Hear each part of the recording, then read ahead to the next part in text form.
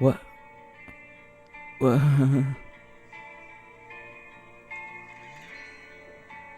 Is that audible? Yeah. I should have skipped when it gets louder. Oh, okay, yeah. Welcome to the show. The franchise with your host, the D Train. Wait, I was going to call myself World War D. Daniel Ehrenberg. What's up, everybody? Welcome to episode 253 over here. South End J is the Walking Hank. And, yeah. The Running Hank. That's right. That's right. We're talking Running Zombies today with Henry. He chose this franchise. This was a Henry pick. And it's 28 days later and 28 weeks later. And 28 minutes later, we'll probably start talking about the first movie. So funny you said that, because last night I had this weird random thought. Oh, wait, is it building? No, I just keep talking through all of this. I like it. Cut it out, though, when you're talking. No, I can hear you. Yeah.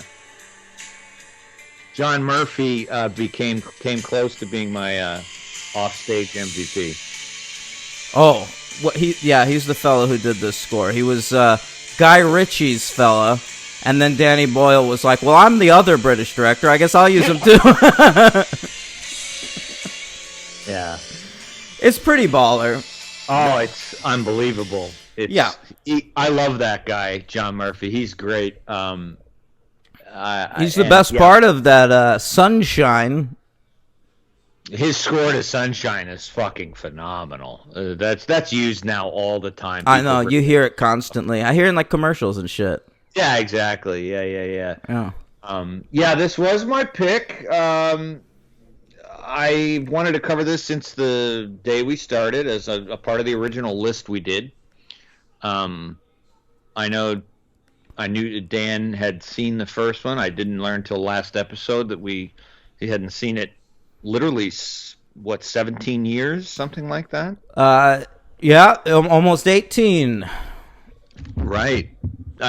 Because even though this movie says in certain places 2002, we're dealing with a 2003 release here, because this is United States 2003. Yeah, H-Dog, this film was released overseas on November 1st, 2002. It was a huge hit over there, and then they decided to wait till summer because they felt like it could be a good sort of, what do they call that, counter-programming to the big summer releases. Okay, sure.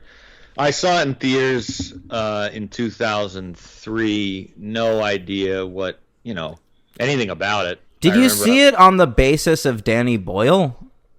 No, I didn't. I don't think at 2003, what had he done? Trainspotting, Shallow Grave, and The Beach. I don't know that. He was such a big director. Like, I think I saw The Beach on the basis of Trainspotting. Yeah, I might have done that. I might have seen this I just don't remember. I mean, it looked like a cool concept, and I wasn't really into horror movies, so, I mean, I don't know. All I remember, weirdly, very specifically, I remember my summer vacation had just started from college, 2003, and I went up north from Pittsburgh to visit my folks in North Jersey. So I saw it in a theater in North Jersey on vacation, and it was an extremely unpleasant experience because it was full of like teenagers, and they would not shut the fuck up the entire movie. They're just trying to have fun. They're watching a horror movie. That's what the screen experience should be, Henry. Yeah, but here's the thing, and you know how there's a lot of, like, in the very beginning, there's a lot of quiet where he's just roaming through the streets and all that kind of stuff. Yeah. And I was like, wow, this is cool. Like, I've never seen, like, how'd they get that? And they're just like, oh, pick up the trash. Talking the whole time. They were just absolutely awful. You're in New Jersey. Why don't you ask them that question? Yeah.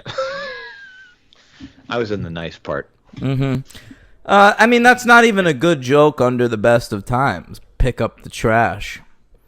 It's not as good as, like, not a neither was your Jersey joke, but I thought it was a good joke. What was that? George Costanza went to the Hindenburg movie and yelled, "That's gotta hurt." Is that what the line? I don't remember, but that's fucking great. That's gotta hurt. Yeah.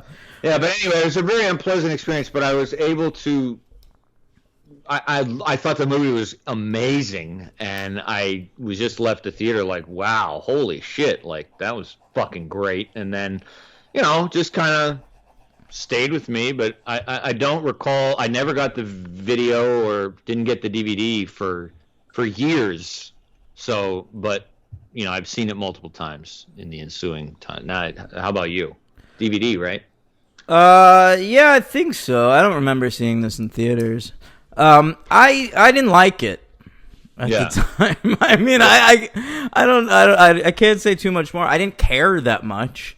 I wasn't too worked up about the movie, but I think I saw it because it was Danny Boyle. Mm-hmm. I was annoyed by the use of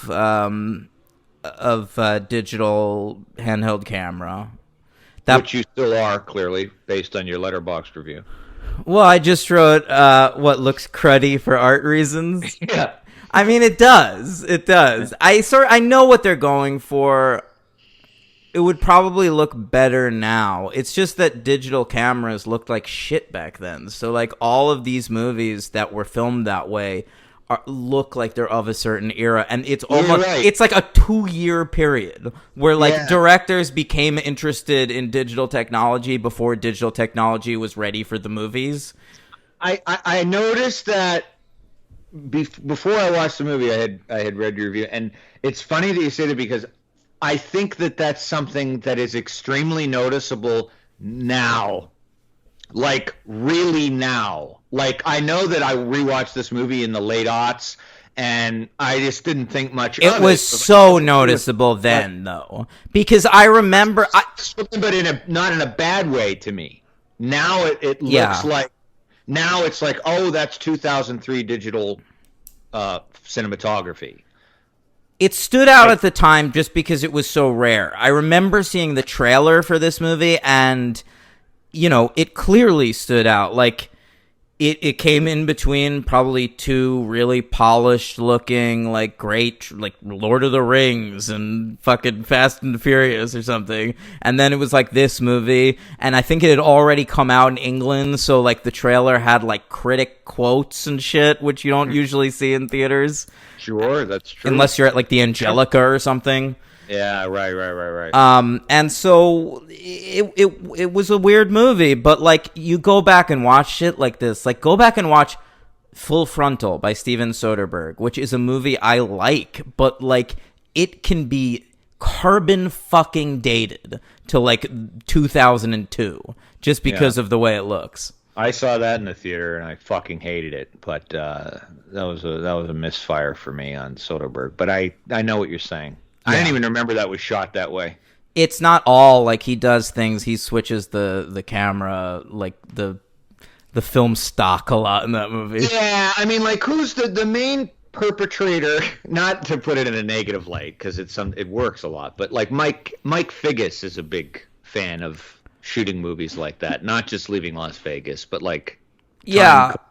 Right. Figgis became interested in digital technology really early on. So, Time Code is actually a really good example because he shot that using 4 different digital cameras or something. Right. And it looks like this. And this movie should look better because Time Code was shot in one fucking take using handheld cameras, and this is an $8 million zombie movie, and it doesn't look appreciably better. No, it doesn't, but I didn't mind. But it's funny you said that because what I did notice is I have the DVD of this, not the Blu-ray, but I decided to watch it on Hulu precisely because I figured I don't remember how old my DVD is. It might be just like that. Maybe I'd want a more nice streaming quality. And then Hulu, it doesn't look any better at all. So I don't think there's any way to remaster this. I think that's the point, I guess. But I don't think I'll ever buy the Blu-ray of this because I don't know that it would do anything. Yeah, there's certain things I like DVD over Blu-ray only because of the realism of it. Like some things when it's blown up into HD, it just doesn't look right to me. I recently got through a rewatch of The American Office, which I hadn't watched since it was on the air. And yeah, I have the DVDs of that show, but this time I watched it on Netflix. Okay. I believe it's on Peacock now, but I watched it on Netflix at the time, and I didn't like the way it looked. Like, I was not able to get lost in the idea that it was like a documentary because like it looked so polished and beautiful. Well, I agree with you. That's why I don't go above Blu-ray to begin with. When you go into like Best Buy now or something, you see 4K. Yeah, fuck that. I'll literally, anytime I walk into one of these places and they're playing a movie, it's like, am I part of the movie? I mean, we've had this discussion before. It's like, I don't need it to look like I'm acting in it with you. Well, that's not a 4K thing. 4K looks great. That's just like motion smoothing on the televisions. It looks like shit. Sometimes it's enough. You know, it's enough to be clear. Clarity is enough. I don't need it to be verite. You know, to the point of, you know, they've gotten good enough. I've reached Blu-ray is just fine. Okay. Henry's stopping at Blu-ray. Henry's reached that age. It's like certain like old guys who like CDs came out when they turned like 50 and they're like, I'm good. I'll stick with my cassettes. And tell me, actually, it's funny you say that. What audio quality do you think now, and I know you're not going to say digital, is better for music than digital? TV? It's so appreciably not. It is. It's so music sounds the best on Spotify. Oh. I put on a CD. It sounds like shit compared to Spotify. Oh, baby. I don't know. I think then you really have to get into like the type of music too, though. Yeah, I listen to good music, and I don't listen to bad music. I understand. So, actually, that's not true. I listen to both. Yeah, like classical music on a streaming sounds like shit. I haven't. I gotta be honest. I haven't really been jamming out to classical music on Spotify. No, it's okay. I'm just saying, like, you can't hear nuances. It doesn't handle balance well and all that kind of shit. But anyway, who gives a shit? Handles it beautifully. Yeah. A toast to streaming services. Yeah, you're a cord cutter, man. I am a cord cutter, baby. Anybody got a Tidal subscription they want to set me up with? I'll listen. All right, H-Dog, let's talk about it. 28 days later. We're not quite 28 minutes into the podcast, so we're doing well. DB, Danny Boyle, the Joker himself. He's our host, and what? The Joker himself? Yeah, I think Danny Boyle looks like the Joker when Jack Nicholson takes his makeup off in the original Batman movie. Ooh, I've been saying this for years. I don't know that I've heard you say that. Maybe I haven't to you, but it was like when he was doing all that press for like the Slumdog Millionaire Awards season. I was like, what is this guy? Because it was the same year like Dark Knight was nominated for everything. Yeah. So I felt like he was trying to like take over for Heath. Yeah, sure. Accept the award posthumously. He got Rosario Dawson for a while. You know that? Who did? I thought about that. Danny Boyle and her were an item. God, she's dated weird dudes, right? Now she's with Cory Booker. That's I know. That guy rules. Yeah. You think Booker's a step up from Boyle? Yeah, I think so. I don't know. I don't think Cory Booker can make it 127 hours.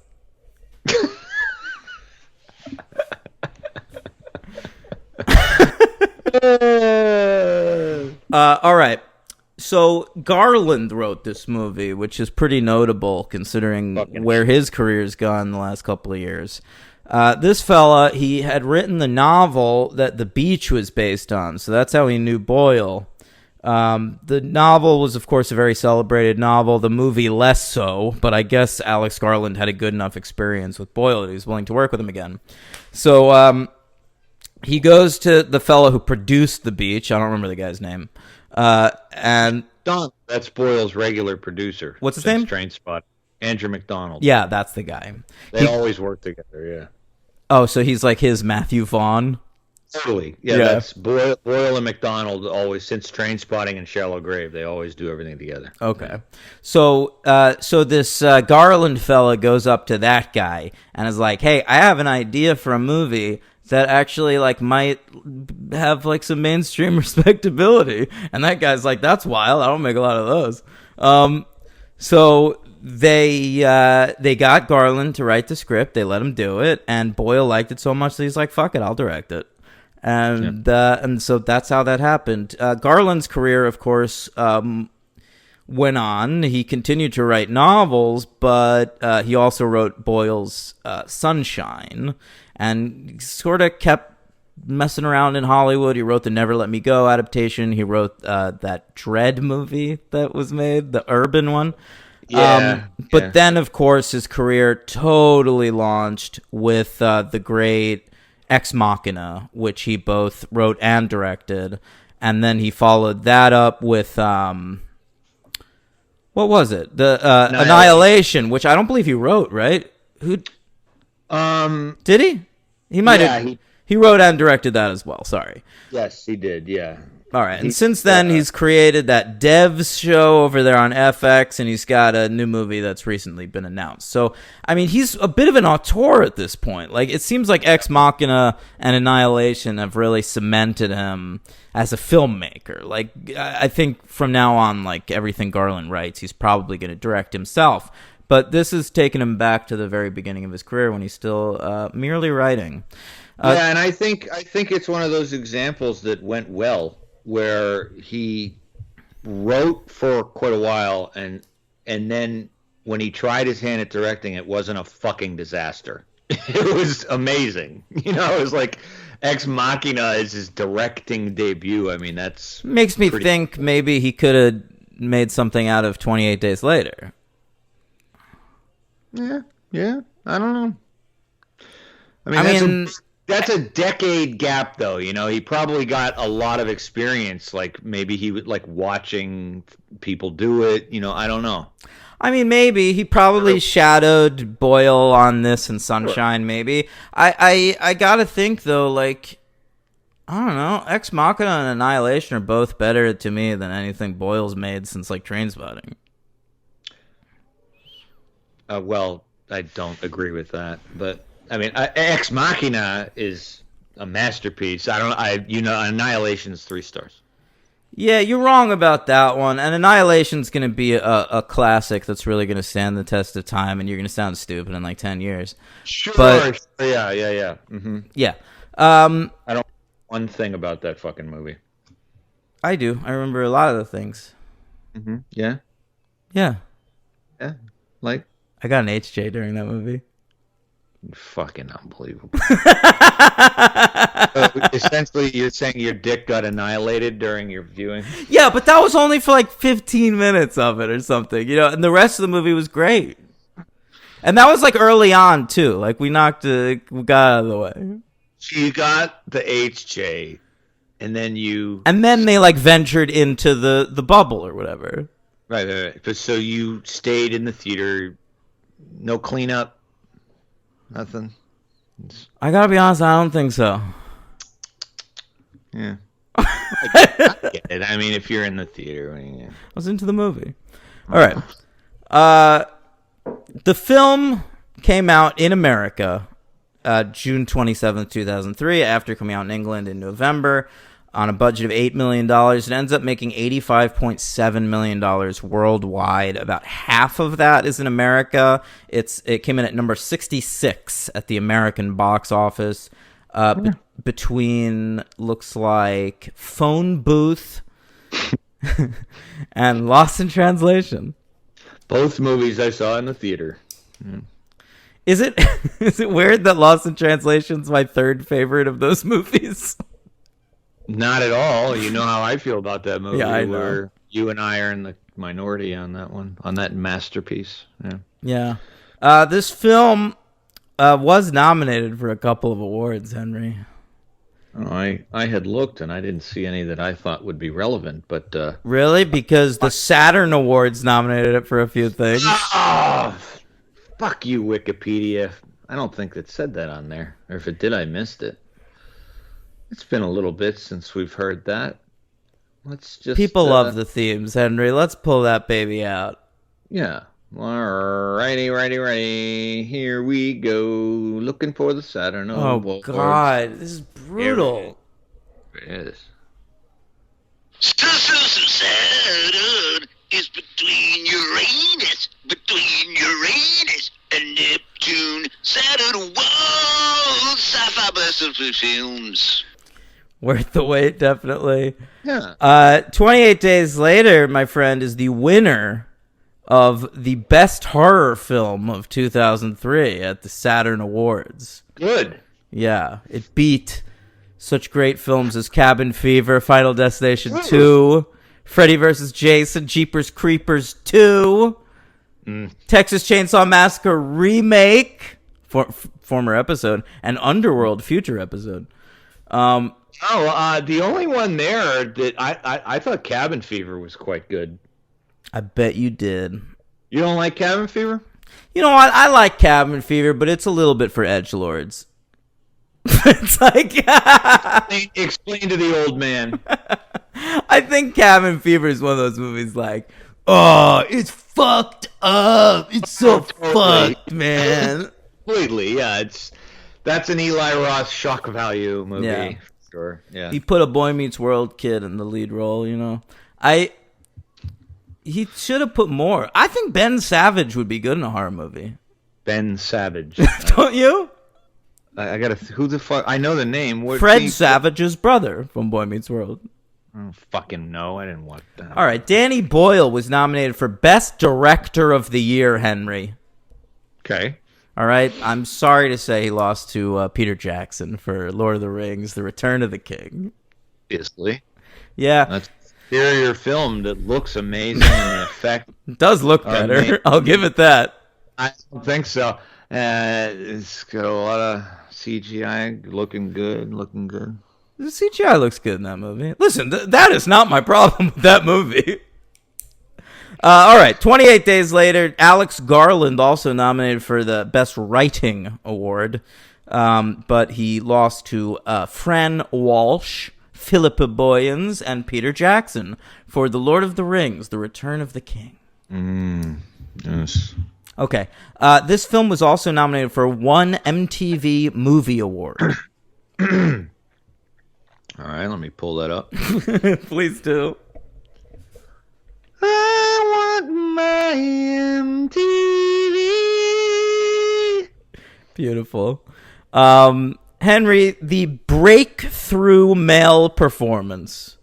Mr. Cillian Murphy nominated against such luminaries as Shia LaBeouf for Holes and Ludacris for Too Fast, Too Furious. Some great actors who had great careers, but I'm so sorry to say they lost. They all lost to Shawn Ashmore for X2. That's Shawn right. Ashmore? Hey, the kid who played Iceman. What a breakthrough performance.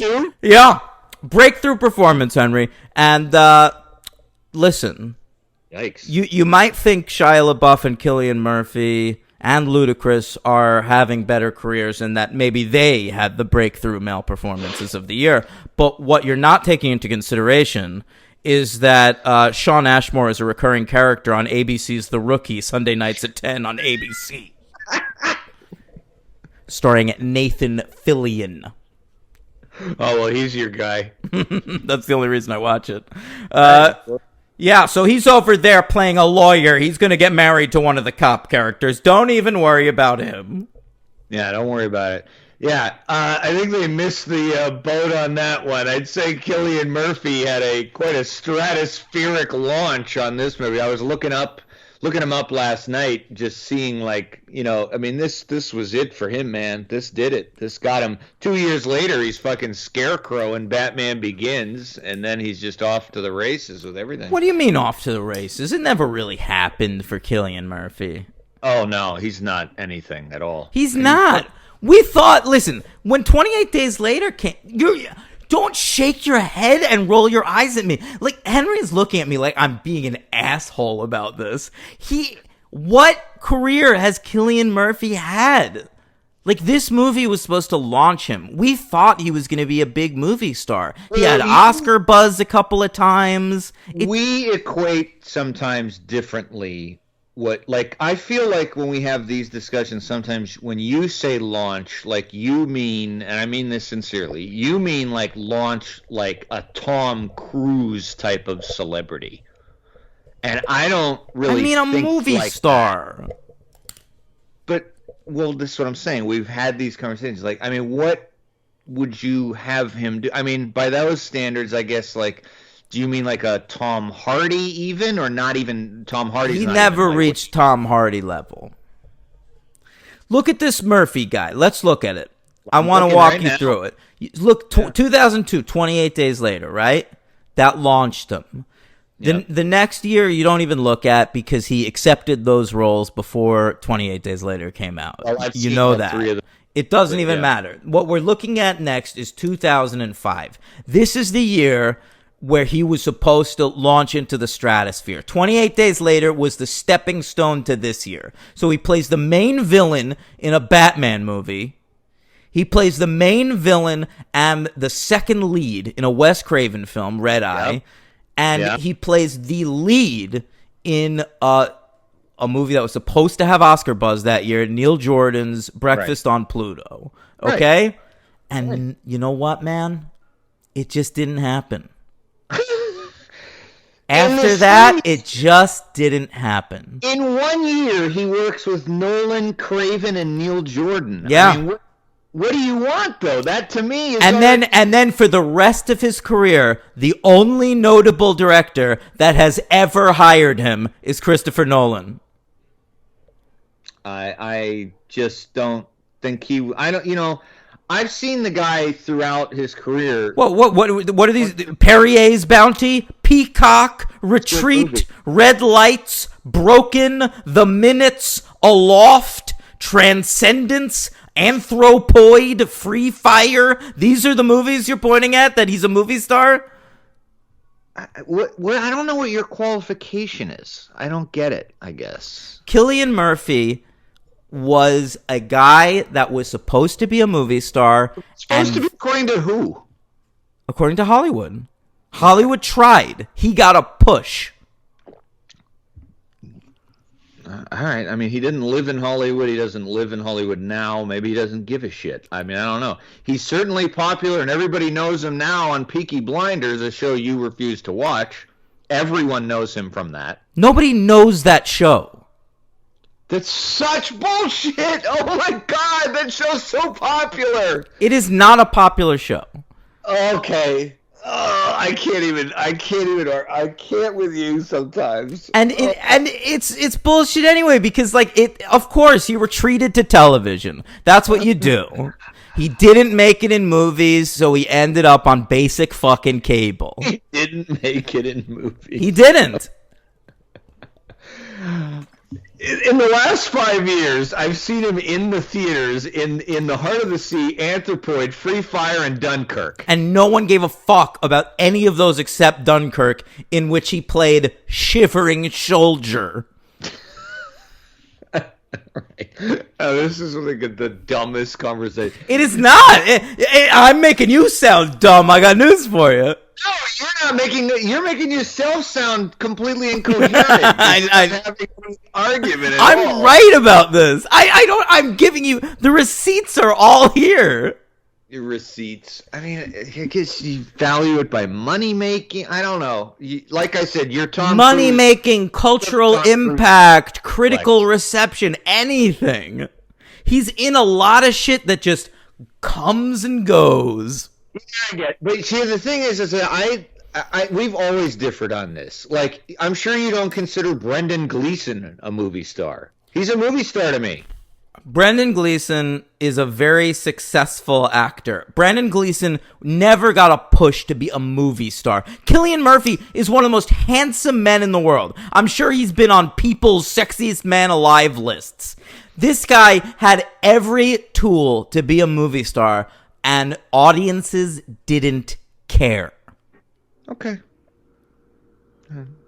He's an unknown actor, folks, that has, you might recognize him from a movie 28 Days Later. And Yep, you might recognize him from that movie he made 18 years ago. You won't see him in anything today unless you're watching basic cable. No, never. Never. Mm-hmm. You're incorrigible. Incorrigible man, you are. All right, so let's movie. Now it's 28 minutes for sure. We're past 28 minutes. You're right. We are. Oh, hey, it's a fun movie. Last night, I meant to tell you earlier. I was going to say last night when I don't know why, I was on 28 weeks later, and I was like, boy, I hope on this episode maybe we'll get to talk about each movie before we both run out of steam, because we always take so long to launch. And then I'm like, yeah, but that's part of the charm. People like that. We got to give the stats. We were talking about the movie though, like that. We that was a long conversation with the lead actor of this movie.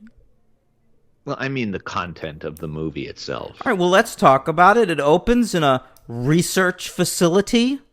Some people are trying to free a monkey. That's a tough scene to watch. I didn't remember how hard that is. I don't like seeing chimps chained up like that. Those cages they're in are so small. Yeah, it's that. But I don't even like that they made the chimps do it for the scene. Oh, I hope they all had open ends, like they weren't really in cages. And no, it was the guy crucified having to watch all those images that really destroyed me. That really disturbed me a lot. That poor little guy. Wasn't that awful? Yeah, a little bit. It reminds me a little bit of the first scene in Jurassic Park, actually, where they're like trying to like load the raptor onto that train car or something. You know what I'm talking about? And it pulls them in, and it's like, oh, something's afoot, and that's what this movie does. It's like a little prologue just to show you like there's some fucked up shit happening. It's virus based. It comes from a monkey, so you know it's gonna kill you. Monkey is really the 90s made monkey code for like harbinger of evil. You're right. Project X, probably late 80s, right? Matthew Broderick. Sure. Yeah, Monkey Shines, An Experiment in Fear by George Romero. That's correct. An experiment that didn't work so well, but that's okay. Worked for me. Yeah, no, I saw that movie when I was like 10. I don't think I ever saw it again. Yeah, no, you're right. You know some shit's about to go down. But, he gets right into it, man. It's fucking wham bam into this movie. I love the pacing. Like, starts right off with this. I like how they don't really explain anything about the animal rights activist group. They just go in and... Oh, you don't need any explanation, though. It's one of those scenarios you've seen in so many different movies that, like, it sets it up for you right from the start. You don't really need any establishment. I like that you're not given anything further than that. Like, once he wakes up in the hospital, you get the 28 Days Later title card, which is very cute. Yes. And he wakes up in the hospital, and you're not really told anything. It reminds me a lot of the beginning of something like The Prisoner or Lost, even, or what's that, Double Team with Jean-Claude Van Damme does this too. Right. Yeah, you don't know that they're sisters. Yeah. Yeah, where he like doesn't. What? I don't know. I don't know the Double Team. It's like this, and so he's like wandering around England. And not finding anybody. The streets are empty, and he's exploring. And that stuff is legitimately creepy. Good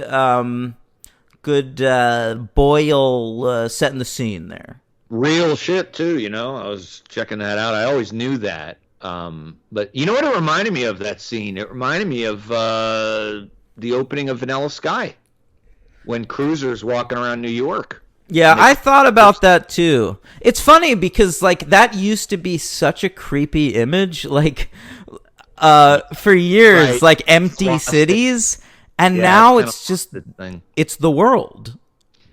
Like that's just what New York looks like now. Oh, great point. Yes. But despite the fact that you're going to say with its overuse in film, due to mainly CGI, It's overuse in life, is what I'm saying. The reality, the parallels are fucking nuts, but more so Soderbergh's Contagion about what we're going through, but obviously this has them too.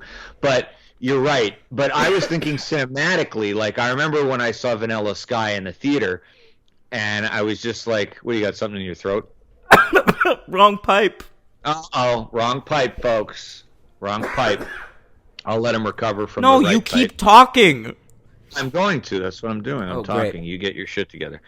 It used to be like a really kind of freaky thing, and then, but I think that was also because whenever they did it in movies, it was generally done in a real way. Like they would have to, they'd cordon off streets, you know, even in something as silly but awesome as Die Hard with a Vengeance. You know, they would knock off some sections of New York and keep it free of traffic, you know, real street clearing. You know, I don't even know how No, to the use Vanilla it. Sky thing was a big deal. Yeah, it was the first time they'd ever cordoned off Times Square to shoot. Yeah. Well, you lived there when that's slightly before I moved there. I wasn't. I was still on Long Island at that time. Oh yeah, but I mean, it was, I'm sure, bigger news there. But you know, and I've been to England and I've been over the bridge where he's walking, and it's a phenomenal sight. And just to see, and actually, I was in England just a few years before they filmed this, about 2 years before, and it's really, really amazing and impressive. And I just think that we have fucking empty city fatigue. Not just COVID reasons, but just we see that a lot. They do it in I Am Legend. We do it in so many movies now, right? I mean, it's all over the fucking place, and it's not generally done in a realistic way. Just Once it CGI. becomes possible to do something with CGI, you see it done like a million times. That's true. That's so true. It's a shame, but yeah. I mean, that's why. Now you can just do superheroes CGI. Like they would have done all these movies like 20 years ago if they could have. Right. Well, which is one of the good things, which is what CGI. But yeah, things like this, it's pretty sweet to see that kind of shit happening on screen, and you know it's real. You know, Do you know, I was talking to this really stupid girl on a dating app. I'm back on the dating apps. Yeah, good for you. And it's a trial. This I girl can- tells me, Everyday trial. I don't watch movies from before 2010. Okay. And I was like, Okay. what does that mean? Like, what what changed about movies in 2010 that made them more watchable for you? And she said, the CGI before that looks bad. And I was like, yeah, but what about movies that don't have CGI? And it I was, can't believe you continued the conversation. How courteous of you. it was You were probably just fascinating. curious.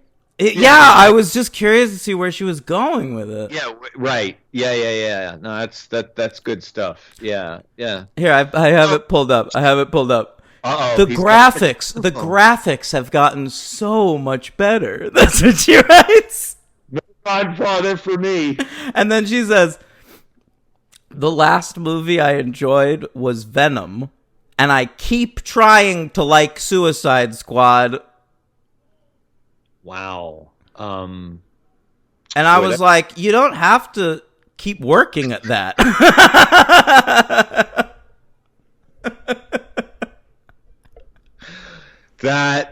That's going to be a tough date. I'm probably not going to go on it. Yeah, no, yeah. Ooh, God, is that fuck. At least you're getting that taken care of now, not in person. Look, I'm not exactly looking for anything long term at the moment. I totally understand. I'm just saying that conversation, if it's that dumb, that might be hard to make that go anywhere. I think I might almost prefer that. Like Really? I'd like either like a really amazing person or like a really awful person. Like I don't want like a boring date. Well, I mean, that's only going to be entertaining if you can perpetuate your own entertainment out of it. Otherwise, I always can. Artistic experience. I'm good at that. Yes, you are. I am the polar opposite. I cannot. No, in you any used to pawn those customers off on me at Barnes & Noble. Cause point. Good point. remember I used to hang out with that one blind guy all the time that nobody wanted to help? Greg Davis? No. He was like this really hip blind guy, and he would ask for these soul records, and when we didn't have them, when I would say no, he would always go, "Oh, flop." I don't know this guy. This was in my tenure at Union? Yes. Oh, flop. Flop. Yeah, instead of like oh no or oh shit. It was great. I'm sorry. I only had two blind guys in my orbit. One was Greg, and the other one was a guy named Stanley. Say hello to your family. Ray Charles. Yeah. No, that's what I'm talking about. Stanley. Stanley. Yeah. Oh, I don't remember him saying "oh flop." Oh, flop all the time. Stanley was a nice guy. I didn't mind helping. Greg, I ran. You know. Oh but- no! I told you I saw Gregory Davis on the. I shouldn't say his full name on the subway, and I managed to avoid him because I knew if I got within like 6 feet of him, he would know it was me and ask me about my family. Listeners around the world, Tokyo, Sweden, we're not kidding. We don't believe in blind people having powers, but this man did. I mean, you work at your other senses. It's like a Daredevil kind of a thing. Yeah, I could cough, and he would be like, Henry? Are you sick, Henry? Say hello to your family for me. All right. I have 32,000 nickels. All right. Where's he wandering when he finds those zombies? With that, like, when they first pop up? Davis. No. It's like, I don't know where he wanders, man. I assume he gets on the subway. I think he's just two things. I think he's in a daze trying to just find anyone who's like, what the fuck is going on or information. And then B, probably towards his house or his parents' house. But, that's an interesting part of the movie where he's in central London. Like, he's right there. So he was in a bicycle accident hit by a car, and he is in London. So the geography, he must be pretty fucking far from where he would want to go. But where is he when he first sees a zombie? He's in, I believe, right in central London. Like, I know, but there's that part where he first sees a zombie. You need to give me something more specific. A church, thank you. Jesus Christ. That's all I'm asking. He's aggressive tonight, folks. Well, London, it's like if I asked you where you live and you said like America or something. You meant specifically the location, the locale of his first zombie sighting. I'm lucky I remembered it. The fucking church, yes. I appreciate that. I thought that was very creepy. Yeah, it was a good scene. Thanks, bro. It was a good scene when he's looking over the balcony, right? He sees like a bunch of bodies. Yes, he's up there, and it's the first time you see a zombie in this movie, and the zombies in this movie are fast. That's the twist. And so the way they just like pop their heads up, you've never seen anything like that in a zombie movie. It's fucked up. That's right, and they're also not dead. Like, that's the other thing that separates them from most zombie movies. They're not dead, reanimated corpses. They're live people. Yeah. So that's an interesting thing, too. Well, they're doing the bullshit zombie movie thing where we never use the word zombie. And what these people actually, they're like infected by the rage virus. Yeah. I mean, you're right. You're right. They never do say zombie, but I don't feel it in this movie like I felt it in the absence of The Walking Dead. I feel like it's exactly the same thing. I mean, can we talk about The Walking Dead for a second? Because once upon a time, The Walking Dead was the #1 most popular thing in the world. I really was. Like, it was like The Walking Dead and Marvel were like the two biggest things in the world. I stuck with it for... We all did. We were like obligated to as a nation. Yeah. I remember when it premiered. I think we all watched the premiere. Yeah. We watched the farm season together. That's correct. When we lived together. That's right. And I remember watching the season premiere at my girlfriend's house and instantly thinking, 28 Days Later, anyone? With the red up in the hall. I was like, come on. There's got to be. That's what we all said. And I know, but like. And Jesus. that led everybody to saying, Robert Kirkman created the comic book. Did the comic book come out before or after the 28 Days Later movie? And we all learned after. And then we were like, Robert Kirkman, what happened there? You know how the beginning of your thing is exactly the same as the beginning of that enormously popular thing? And his response was, well, it came out after, but I wrote it before. Sure. And I'm like, well, case closed, Kirkman. We both I know agree. Kirkman. I believe you. You're A-okay to me. Yeah, because he's smarter than Alex Garland. We both met Robert Kirkland a couple of times, if you recall. I've met him a few times. I met him further. Like you met him at Barnes & Noble. I met him at Barnes & Noble. I met him at Marvel. I met him at Midtown Comics. He has followed me. He's very smug. Yeah, but he's one of these guys that's like kind of like just like a dumb fat guy, and so it's sort of nice that it worked out for him. Yeah, right. Like he's a nice guy. Yeah, he's just. But I could see him. It's very easy to picture him saying, "Well, I wrote it before," and not give any specificity to that at all. Yeah, and not give any credit to any. I mean, he's the kind of guy who like. To Kirkman, it was like Romero and then him. Yeah, totally. Yeah, it's amazing to me sometimes with people like that, which is why I love when artists actually say like, "Oh, can you imagine if Kirkman said like, I mean, I would have never this entire concept without Danny Boyle's 28 Days Later. I mean, that really had a big influence on me." I mean, filmmakers used to do stuff like that all the time. A lot of filmmakers do that. A lot of filmmakers do it now. It's just guys like Nolan and Iñárritu that won't give credit to any of their influences. As Nolan, no. Nolan always cites his influences. Yeah, I know. They're just boring.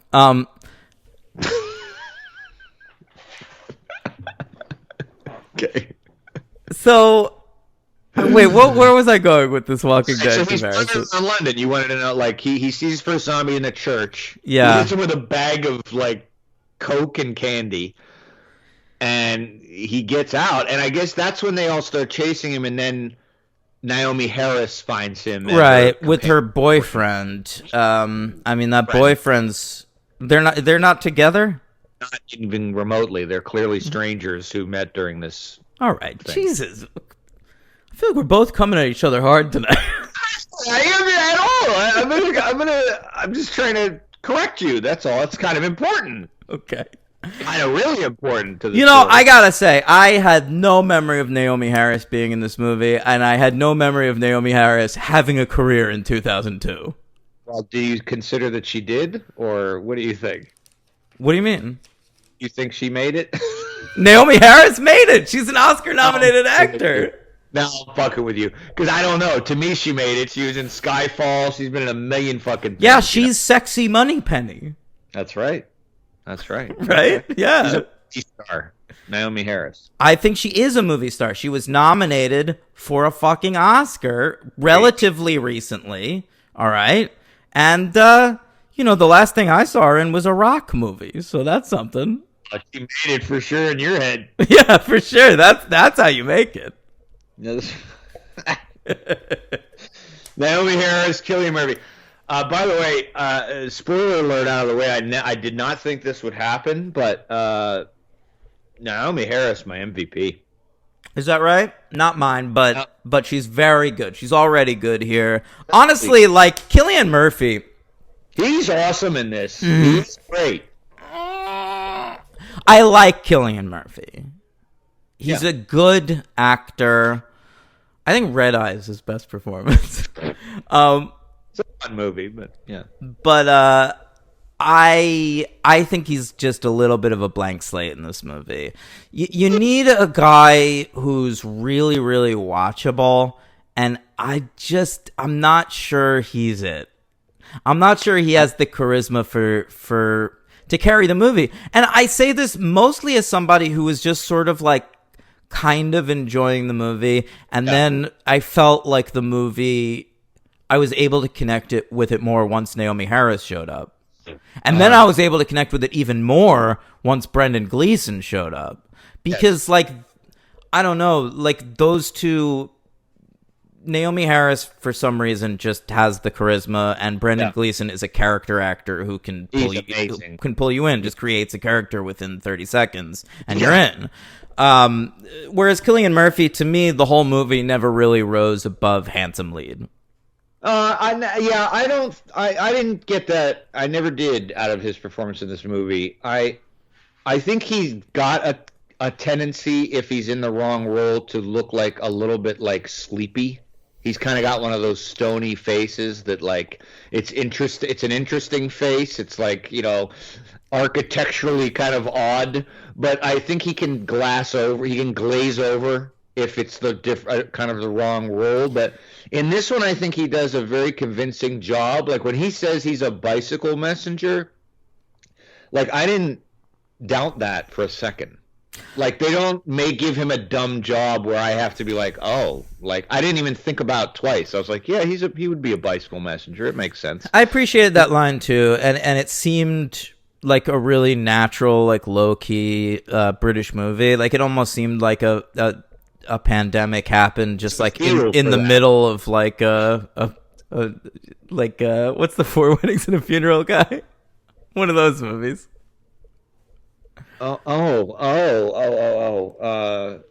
Weddings and a Funeral guy. Jesus Christ, who did that? I don't remember. I don't remember either. But I mean, Richard Curtis is the writer, but one of those guys. Anyway, because I like the way I think Garland writes him in a way, and Boyle directs him in a way that where he doesn't undergo like some massive transformation, but he's able. I find him very believable with all the little dialogue snippets between him and Naomi Harris and what he's gone through with Brendan Gleeson, that by the end of the movie he can do what he's doing, and it's believable to me. And I also like, we talked about this last week, I think it was last week, I like that he's also just kind of a spindly, wiry dude, and he's given this part at the end, which...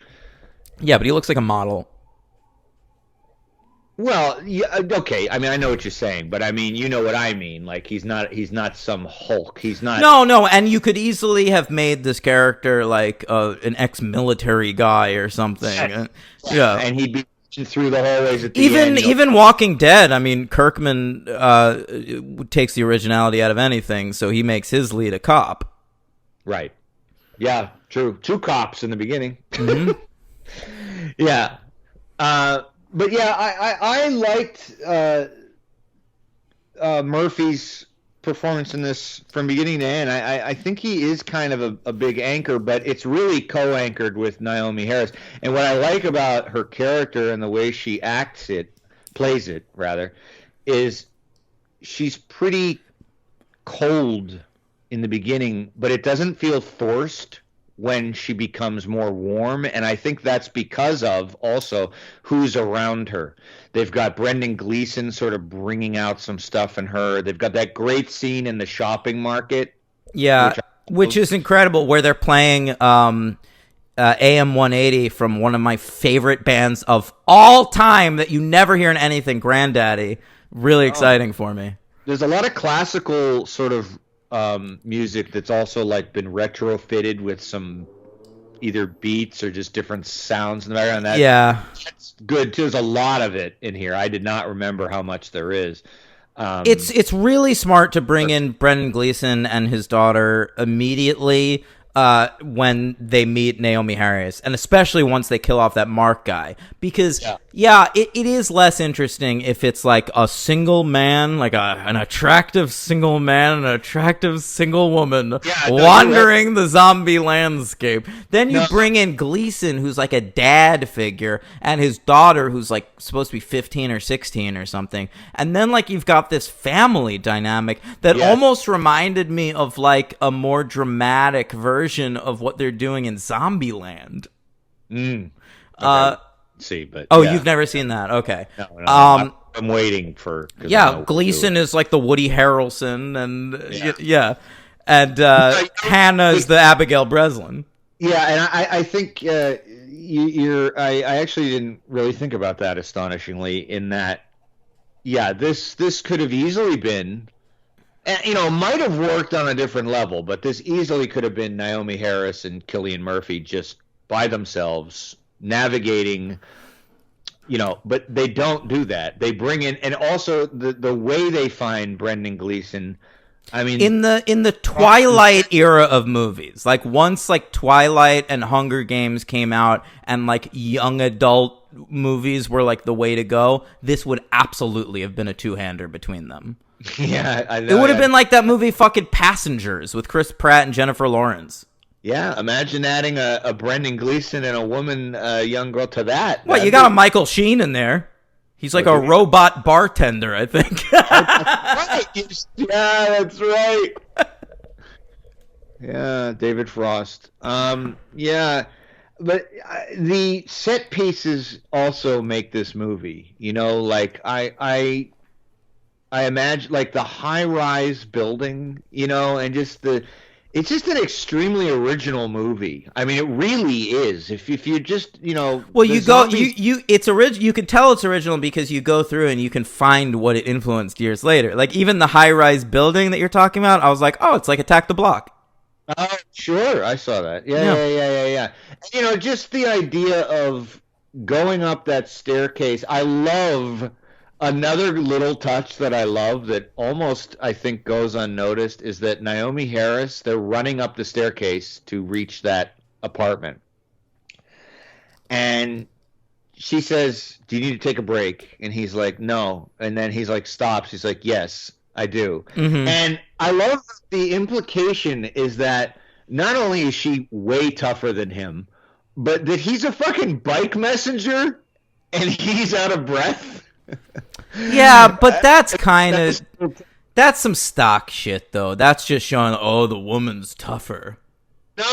I don't necessarily mean that the woman's tougher. I'm pointing out the fact that he should be, by all standards, extremely in shape. Yeah, but he's also been laid up in a hospital for 28 days. No, that is true. 28 days prior. Yeah, that's right. Is that a prequel they've ever thought about? They'd have to change prior in America, though, because people wouldn't understand. Huh? Earlier? Richard Pryor? No, people wouldn't even. No, please. 28 days before? Yeah, I got it. For the insurrection? You know, when this movie came out, that Sandra Bullock movie had come out like 3 years earlier. The theater, too. Yeah. It was called 28 Days. It's Sandra Bullock going to rehab for alcoholism. Very realistic movie. Horrible movie. Horrible. Realistic. Yeah. I've talked to multiple people that told me they had to watch that in rehab, and I'm like, I'm sorry. Really disappointing. Yeah. Because Wow. they show them like the worst shitty movies. It's like that. There's this like TV movie where like James Woods plays one of the founders of AA. What the fuck? You've got like real art out there to show. You could show Clean and Sober with Michael Keaton. You could show Smashed with Mary Elizabeth Winstead if you're showing some rehab alcohol movie. Jesus Leaving Christ. Las Vegas. Well, yeah, but that might make you want to go out. No, I disagree. Like, I think they should be showing people in rehab like how bad it gets. Yeah. Anyway, Anyway. Speaking of which, I love when Brendan Gleeson grabs one bottle of scotch and then makes it 4. I don't remember. No, remind me. Tells him to put down the bottle he grabbed, and you think he's gonna like reprimand him, like, "Don't grab liquor in the store. That's not what we're here for." And he's just like, "If you're gonna take something, take this." 16-year-old. Right, I do remember. And Yeah, he walks away. Brendan Gleeson like grabs like 3 more. it's Yeah. Gleason is my MVP of the movie. Fair enough. He's fantastic, and his his death is, I mean, that's just Gleason, able to act his head off in that. He's just, and that's a bless you to Dan. I hope he didn't get infected by a crow's blood. Crow's blood. That's what infects Gleason. Well, Oh, right. Yeah. He's like looking up and blood like drips into his eye. And I just love the herky-jerky action, especially by Gleason, and him just like getting enough of his own consciousness out to tell his daughter he loves her before he. And that's amazing. That seems very powerful to me. Like the way he's like, he knows what's happening to him. He's one of the only instances where you get in the movie where you know somebody realizes what's actually happening to them, because otherwise it's pretty instantaneous. Yeah, and it's a shitty, trait. It's a stock thing in movies like this where like somebody gets infected and doesn't tell anybody, Yes, right. Yeah, and the only time they do that in this, they truncate it really quick, because Naomi Harris just looks at her friend Mark and fucking kills him. Like, he looks at her and all he says is like, "No, wait," and then she kills him. He's not given time to like cover up the wound. Well, Gleason covers it up at first, right? But like that really doesn't go on at all. Well, not really. He's grabbing his eye and he's just kind of like looking at it and looking down at his hand and just trying to figure it out. And then I think he gives through his body language just like that he realizes it, that he's been infected. But I know what you mean. We were spared that.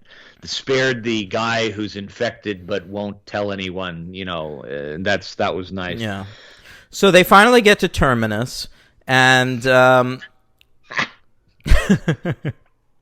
they meet Christopher Eccleston, who's always reliable for a fucking great. Always good at being a little fucking creep. Yeah. Yeah, so what do you know Eccleston from? He's like, I feel like most famous for Doctor Who, of course, but pull him up. I mean, I was actually thinking about this. He's my favorite thing is Leftovers. He played that priest on the Leftovers. He's incredible in that movie. And I mean on that show. And that's a great example of an actor whose American accent is fucking terrible, but he's such a compelling actor that I sort of just ignore it. I'm glad you said that, because I thought you were going to say it was fucking great. And which, by the way, I think I might skip the new Kate Winslet HBO show. Why? I'll tell you why. As everyone on the show knows, including you, I love Kate Winslet. Yeah. I love detective shows. And I love HBO. I really have come to the conclusion that took me about 25 years to come to. Kate Winslet's American accent is extremely annoying to me. Much like Kidman's is to you, except in Kidman's you can hear her Australian all the time. You can't necessarily hear Winslet, but the way she goes about all of her pronunciations just kind of drives me crazy. And I wish they would just kind of let her be British for like one movie, Make any sense to you at all? No, I don't care. I like her American accent. I know what you're talking about. She flattens out the words, but it's big. She's big on that. Yeah, she's big on that. It's all right. Mayor, what's her show? Mayor called? of Easttown. Is it going to change your mind when I tell you that the guy who wrote that shitty movie Out of the Furnace? So when does Mayor of Easttown... You're such an asshole. I'm excited about it because he also wrote that great Ben Affleck basketball movie, The Way Back. Oh, that's a great movie. I love that movie. Yeah. I was going to pass Ola on that one, but that's a great movie. That's a great movie to show in rehab. Yes, absolutely. Show that movie. Yeah. Christopher, how do you say his last name? I never said it right my whole life. Who? Eccleston? Eccleston. Eccleston. All right. I've seen, he's in Shallow Grave, Thor, The Dark World. The other is Elizabeth. Elizabeth. I remember. I forgot that he's like an original Boyle guy. Yeah, he's one of the roommates in Shallow Grave. That's right. Yeah. So existence. Yeah. I like the way you pronounce that. Isn't it existence? Yeah, no, you get it, but you think about it every time. I can always hear you processing it. Yeah, of course, absolutely. The wheels are turning. Yeah, so I mean, we skipped a lot of stuff in the movie, but that's okay. Did we? What are some of the set pieces that you were referring to earlier? Well, the building, the sky, the building is one of them. I mean, I think when they go to get gas, they pull over in this abandoned sort of lot, and Cillian Murphy decides to like check out this like abandoned gas station, and he finds a kid, and he has to kill the kid, and that's obviously a turning point for his character, because I don't think at that point he had killed anyone.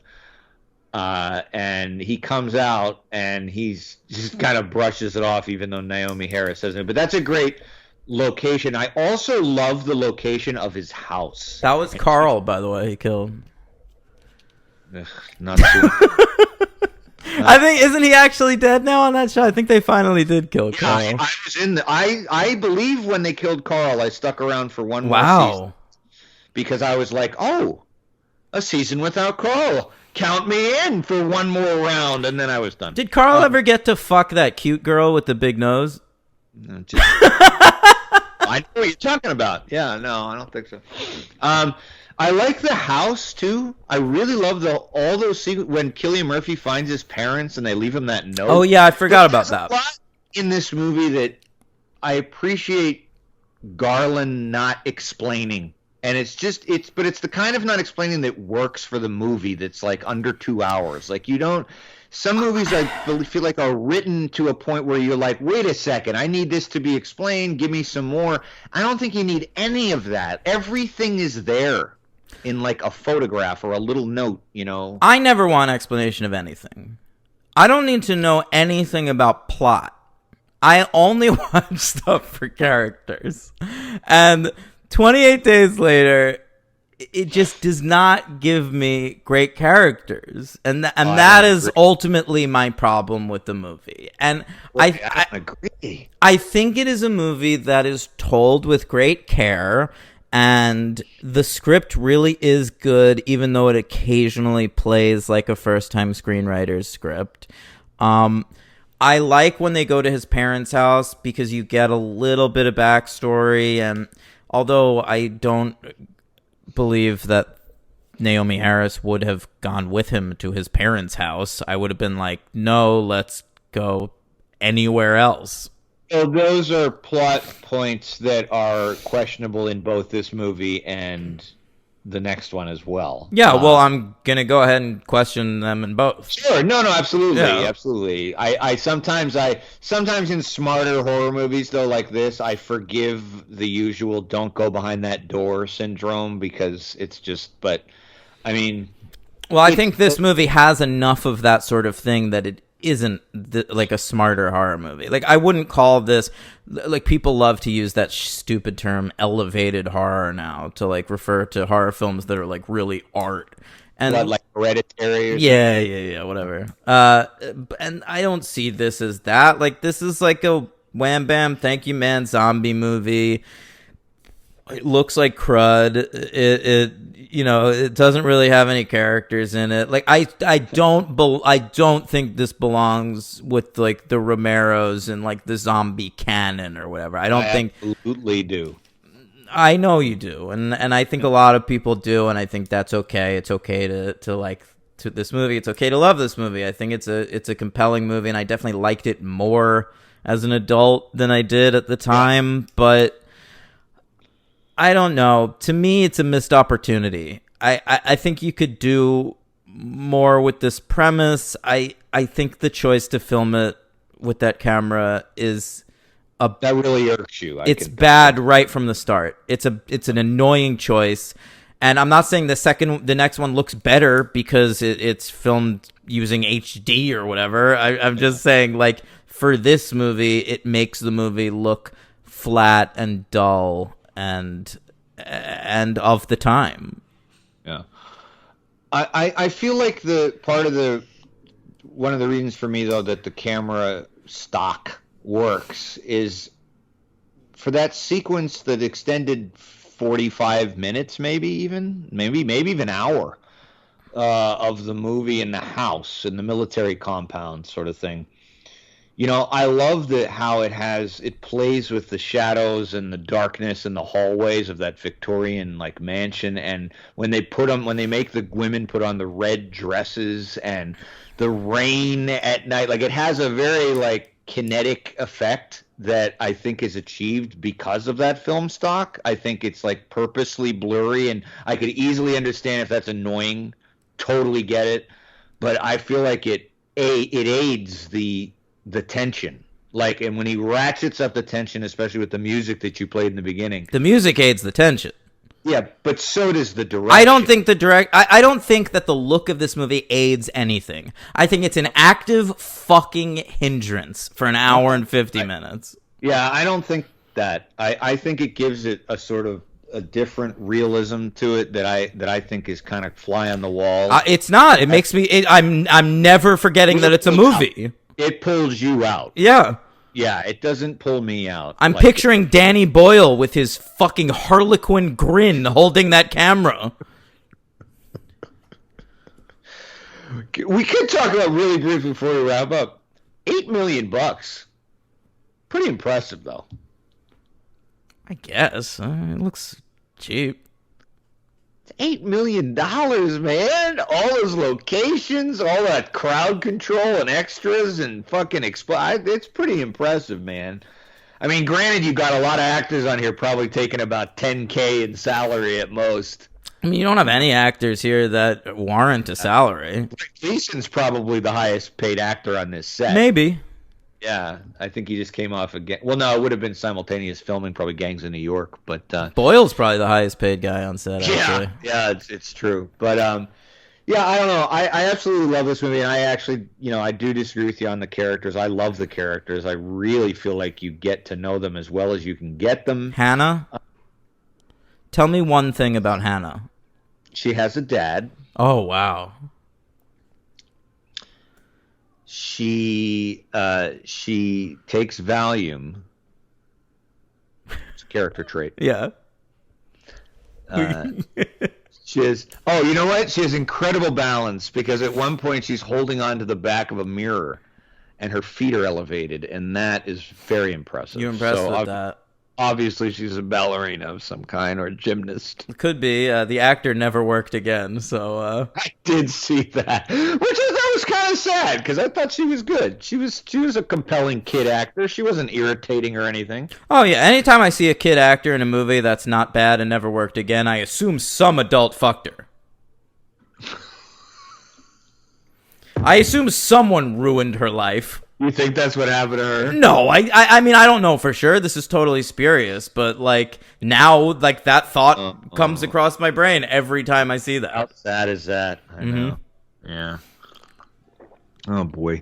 Hey, so did you watch this on Hulu? Yeah. Okay. So very, very strange. Okay, I have the DVD. I remember when I got it years and years ago, well over a decade ago. And there's alternate endings and all that kind of shit. And I remember watching them. I didn't care what they were because they were just extras. Did you watch this movie all the way to the end after the credits? No. Do they have an alternate ending? I read that the British television edit of it has an alternate ending, so that might be what's on Hulu. That's what they used. It was very odd. I only left it running because I went on my phone to like start looking about stuff about the movie, and all of a sudden they're wheeling Jim into a hospital, and there's a very prolonged sequence that is really good. They cut where they're like administering all these drugs to him and trying to revive him, and nothing is happening except for the two of them desperately trying to get him to live.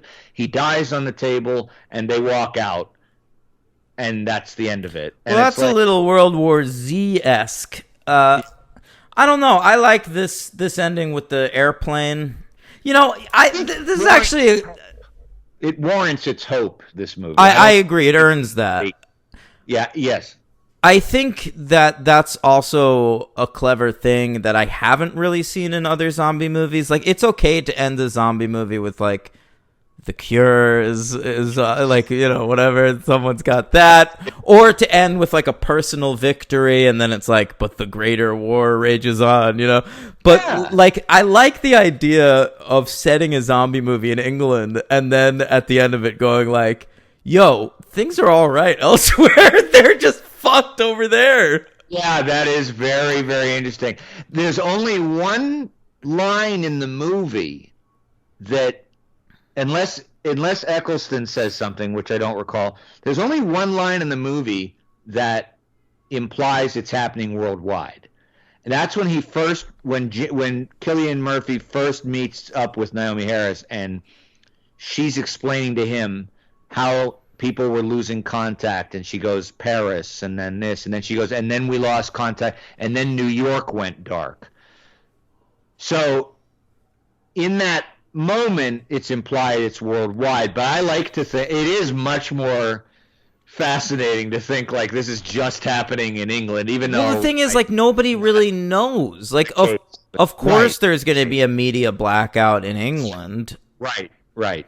Yeah, no matter who's not suffering from it. But you know what's fucked up is, like, now you could probably find a phone. Yeah. In that hotel, I mean, in the hospital, and you can, like, listen to, like, the New York Times Daily podcast where they, like, tell you what happened yesterday. Totally informed. Yeah, and you're solid. It's a half-hour podcast. Just hang out in that hospital for a half hour, and you know what's happening, baby. You'll know exactly where to go. I don't know what's going on. Well, let me tell you, Jim. So I was just listening to Terry Gross on NPR. She's saying that the cure will be about 90 days, and all it affects your central nervous system. Oh, how the fuck do you know this? Ira Glass. The Guardian UK's website states to make your way to the Millennium Wheel, and there's a supply airdrop there. You'll be well fed. Actually, Jim, we're not too worried about it. We're not too worried about it. We're just going to stay in the hospital for like 3 days, and then we're going to get rescued. So that's actually not a bad idea. Just stay in the hospital. They got food there. It's often a thing, I'm sure our listeners think about it too when they watch movies like this. I often come to that conclusion when everyone always says, we can't stay here. We can't stay here. I'm always like, can't you? I know, it's true. Like in Shaun of the Dead, I know you haven't seen that, but like there is like I love that movie because it is so real to like how I would react to a zombie apocalypse. Like he doesn't notice it at first that it's happening, and then like finally he does. And like the moment where like my path would diverge with Simon Pegg is Simon Pegg like decides like I have to go find my girlfriend. And I'm like, no, you don't. Like, just fucking stay there. What truer statement has been said on this show? Are you trying to tell me that you're going to pull a Robert Carlyle? Is that what you're going to pull? Or wait, what do you mean? Robert Carlyle and 28 weeks later? You going to pull one of those? What does he do? On his wife? What does he do?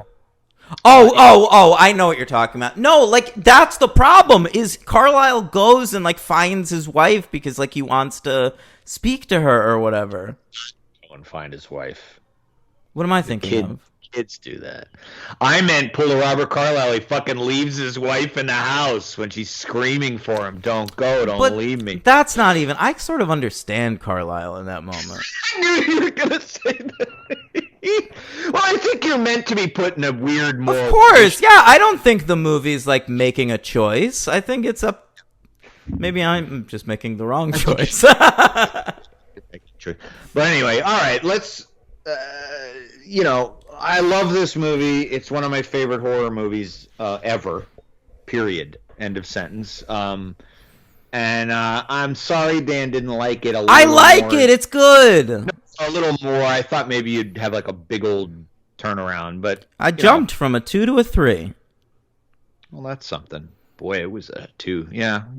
Well, I get it. I did that with The Departed too. Did you see? I saw that. Yeah. Whoa. Were you proud? I recently jumped from a 2 to a 3 on The Departed and Shawshank Redemption. I'm now at a 3 on both of those movies. Yeah, I knew about Shawshank. Yeah. All right. Are you proud of me? I'm revisiting some of the films people get mad at me for not liking.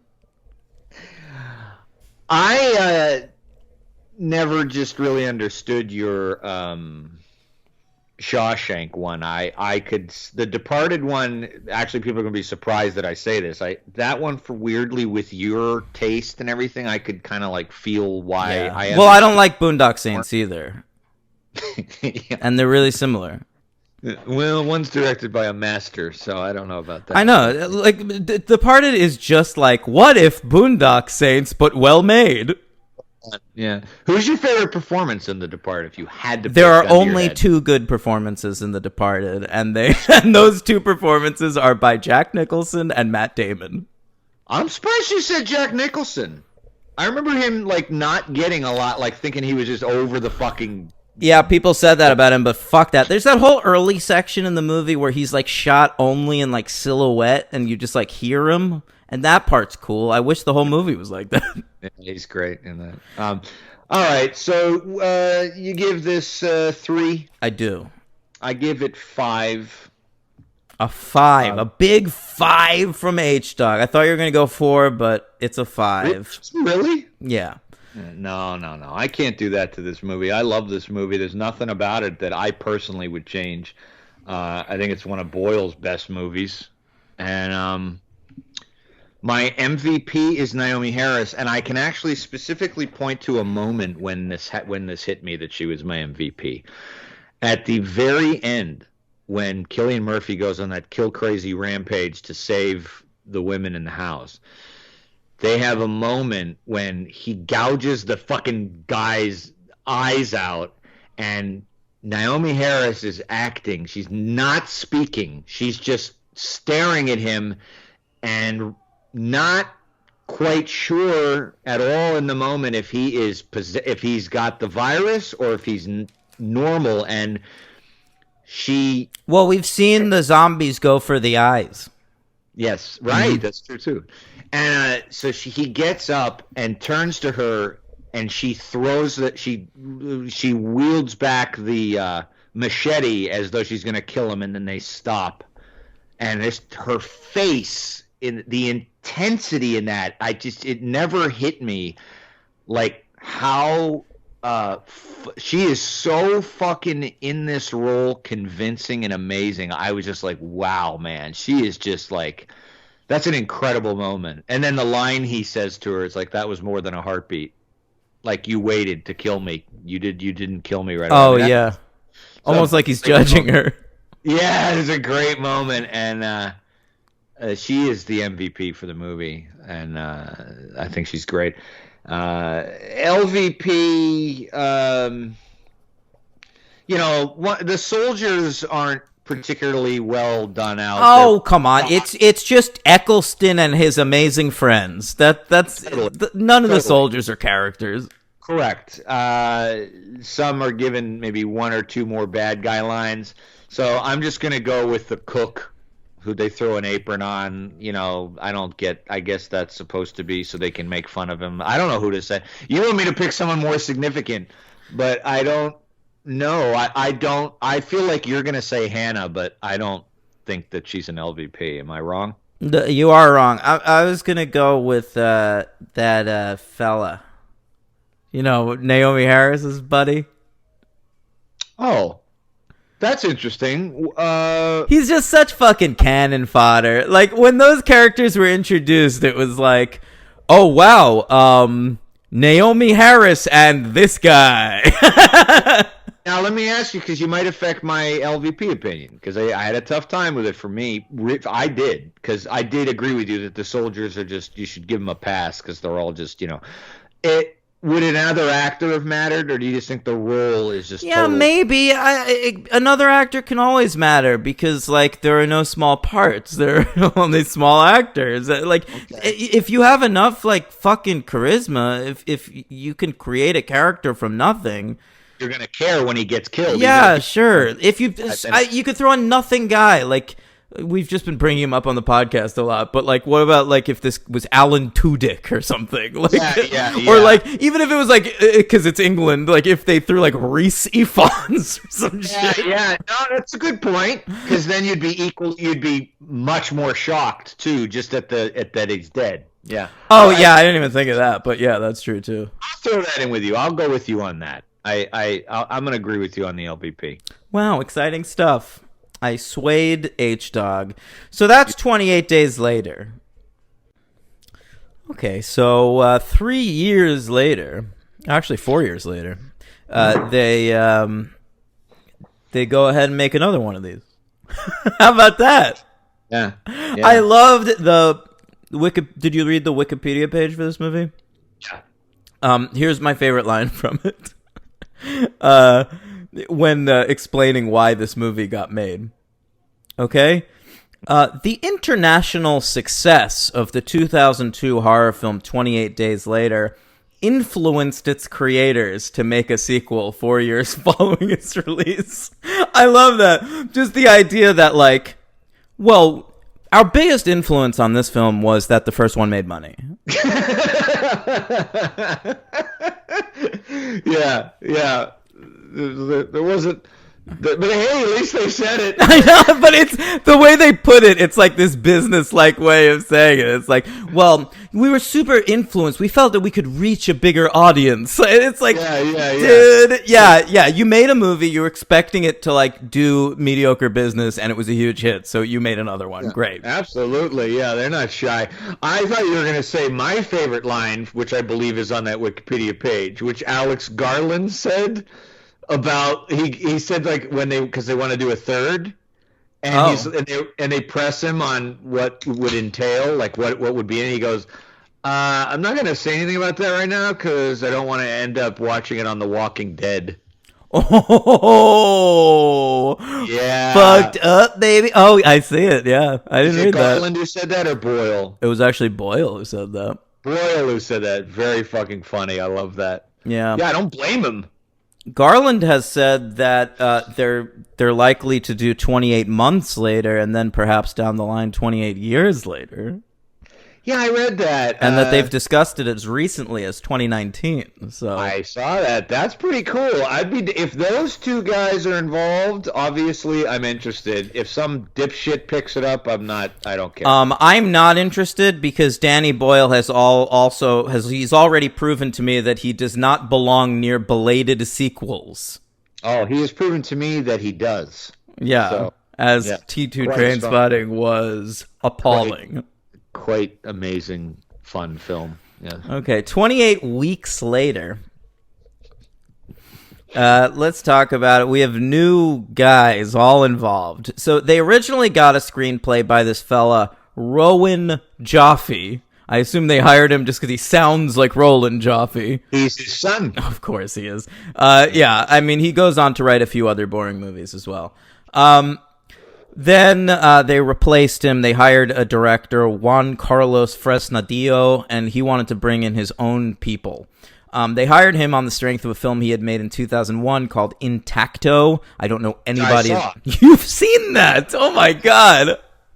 Funny story. I was looking at this director, right, and I was like, I haven't seen this fucking guy at all. I don't know who this is, but sometimes Letterboxd is more helpful to me than other things, and I go on Letterboxd, I'm like, wait a second. Intacto? That's with Max von Sydow. I've seen that. And I remember it. It's a crazy, like, it's about, like, Max von Sydow plays a guy who has luck. And he has supernatural luck. And it's really fucking dark. It's not like a comedy or anything. And he, like... It's like that X-Men character, Longshot. Very much so. And he like wants to find somebody to give his power to, and it like the only game he's never lost is Russian roulette, and so he wants to like find someone to play that had. It's fucking weird, but it's a cool movie, and I saw it years ago, and so when I saw that I was like, oh yeah, and I rated it. I gave it I think 3 or 4 because I remember it being very very good, but yeah, that's all I know of this guy, but. So there you go. It's nothing like this in any way, shape, or form, including style. So, but I mean, he hasn't had much of a career. After this movie, he went on to do a film called Intruders with Clive Owen, which was sort of a disaster for him. And ever since then, he's only directed sort of sci-fi and horror pilots here in America. I haven't watched any of them. He did a show on USA called Falling Water. Which I assume was co-created by Frank Lloyd Wright. Yeah, and he had a network TV show called Salvation. I've been to Falling Water. Nice. I went with Casey. I went with My Lady. Which one? Accent or no The- accent? Thank you. Yeah. Okay.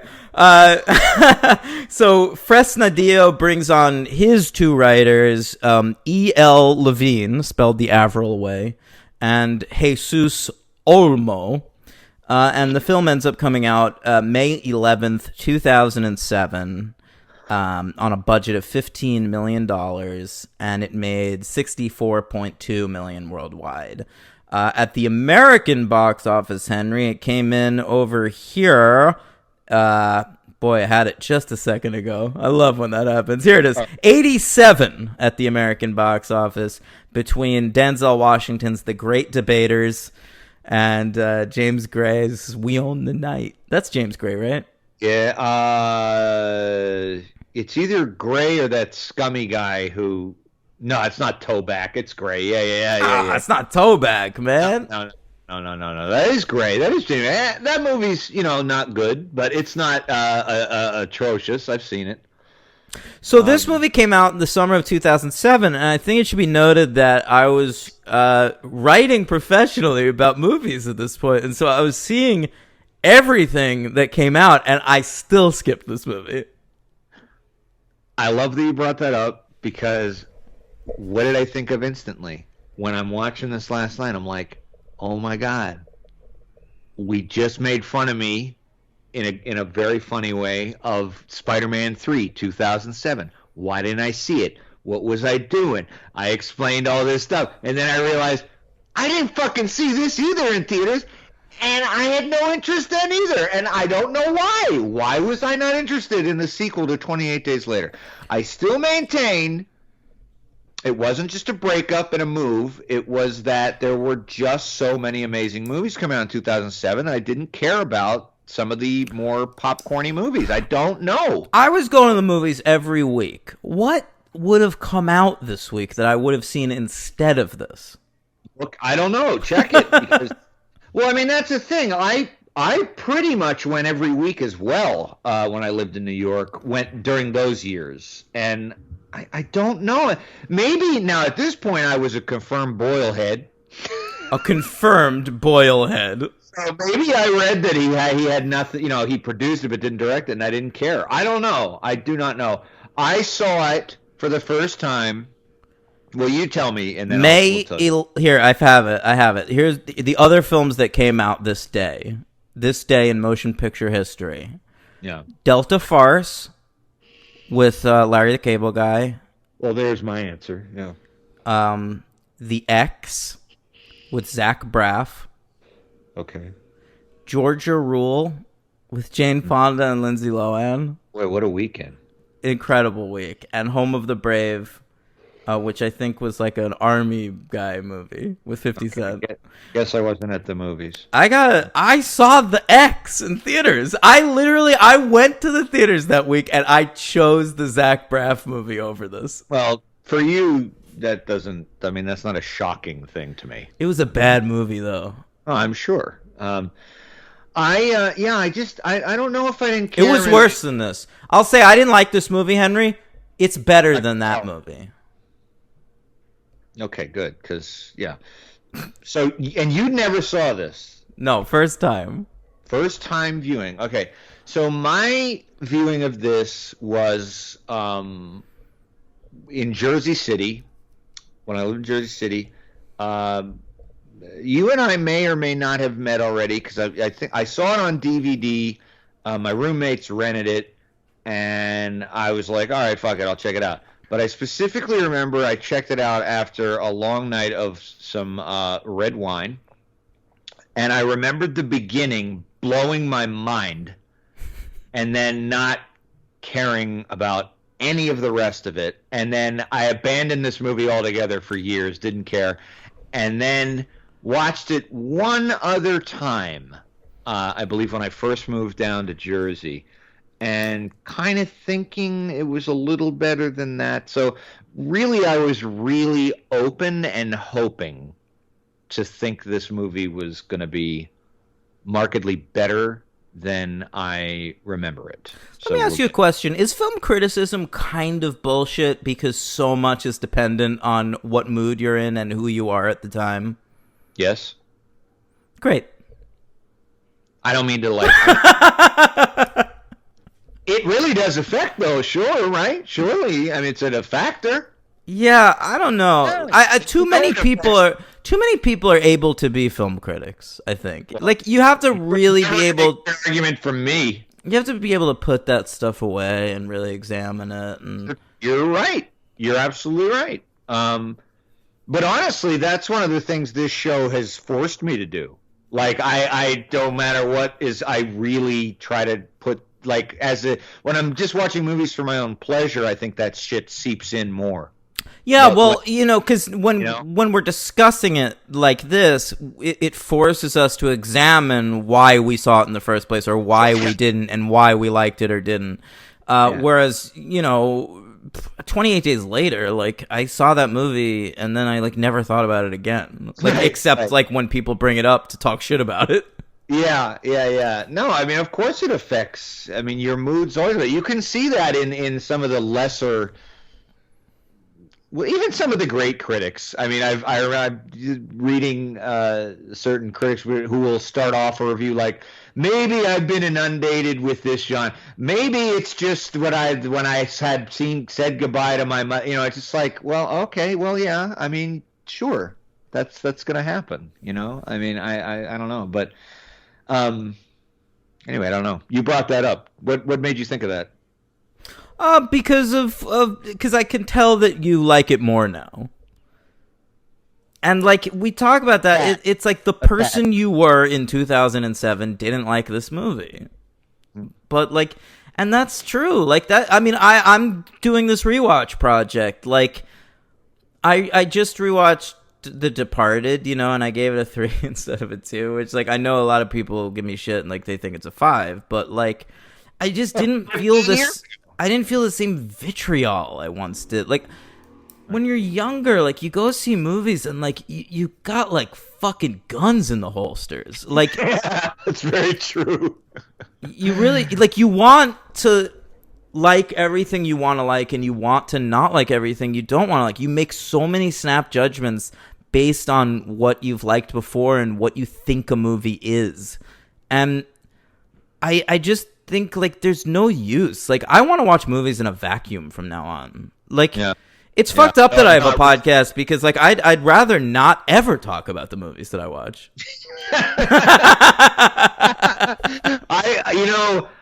I know what you mean. I tend to, especially since I went on Letterboxd, but more so way more so the show.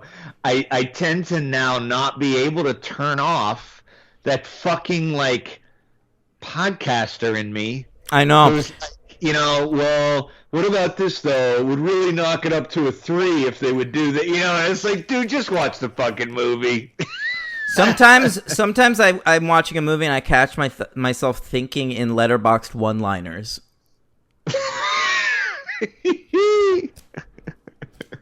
Well, I think a lot of people on Letterboxd do that. The 100,000 people who write reviews on there, hundreds of that, and a lot of them stick to the one-liners. However, I have to say I prefer, not to throw shade on anyone who writes longer reviews, but the one-liners are just the way to go on Letterboxd, I think. Yeah, I think any social media, like, I don't need a summary of the movie. It should be joke heavy.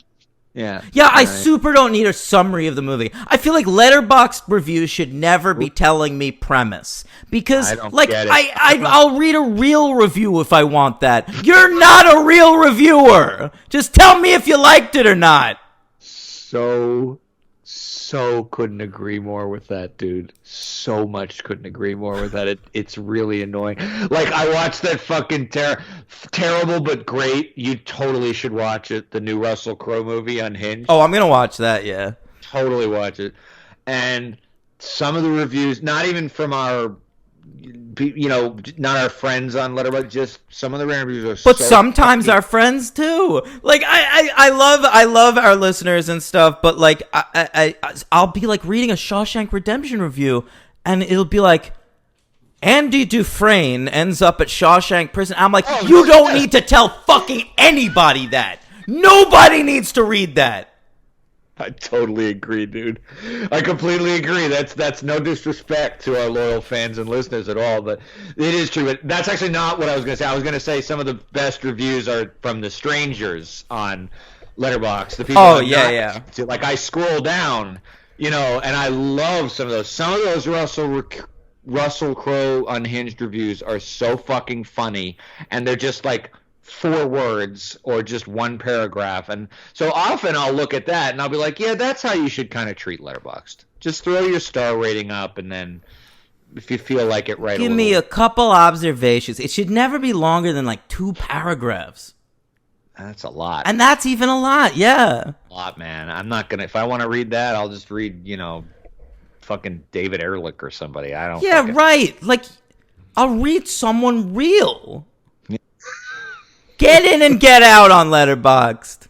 All right. 28 weeks later. You said you loved the beginning of this movie. How'd it begin?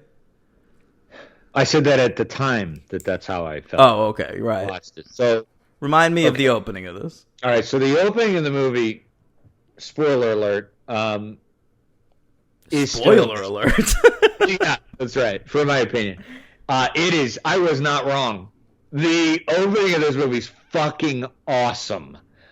So it just goes right to this house in the countryside, and Robert Carlyle and Catherine McCormick, my wife from another life. Catherine McCormick? Oh, she's ever since Braveheart. Oh, she's just a sight to behold. No, she's Yeah. incredible. And They gave her a push, too, Henry. a what? They gave her a push at one point, too. What do you mean? She Oh. was supposed to be a movie star. I like her though. She seems like a cool person, and she doesn't take. What? I read that she doesn't do a lot of. I know you're gonna make fun of this because you're gonna think they just don't want to employ her, but she says she just doesn't do a lot of movies because she reads 30 scripts and she Yeah. hates 20. I know. of them. She got offered every Marvel movie. She turned them all down. Yeah, she probably did. Mhm. No, but I find her pretty excellent, and even in a dumb throwaway movie like Spy Game Or which- 28 weeks later. yeah. I like her in Spy Game, right? She's Is good she in like Spy- with one of those guys? the one who Brad Pitt is smitten with. Yeah, and, yeah. Spy Game's pretty good, man.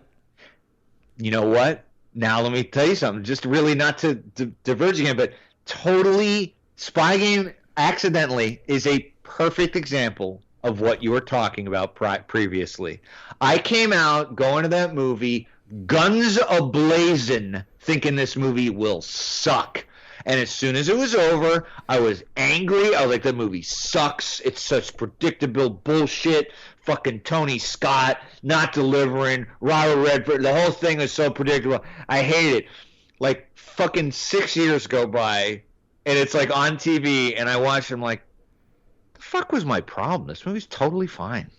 Yeah. It's not great, but it's totally fine. It's totally entertaining. Because there are no movie stars now. And everything looks the same. So you go back and you watch a movie like that, it's looks like Tony Scott, and then it's oh, there's Brad Pitt and Robert Redford. It's nice. It's comforting. Yeah, there's a level of comfort there to watch Robert Redford being the old Yeah, it's so competent. 3 Days of the Condor role. It's kind of cool, but It's very 3 Days of the Condor. yeah. But anyway, so the movie opens with there's a six people are trapped in this house that they've kind of requisitioned from this old couple. One of them's Robert Carlyle from The Full Monty. Correct. From Nothing Else, and he's also the Bond villain in the worst Bond movie ever made. No, sorry, I retract. He's in The World Is Not Enough. That is not the worst Bond movie ever made. Who's the villain in Die Another Day?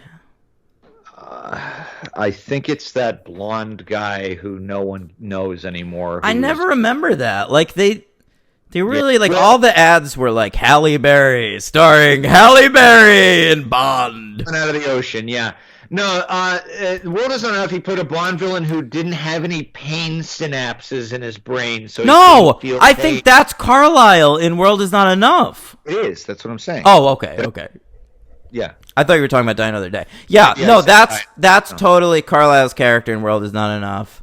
Yeah. He really threatens to destroy the world, including It's not Dr. Christmas Jones.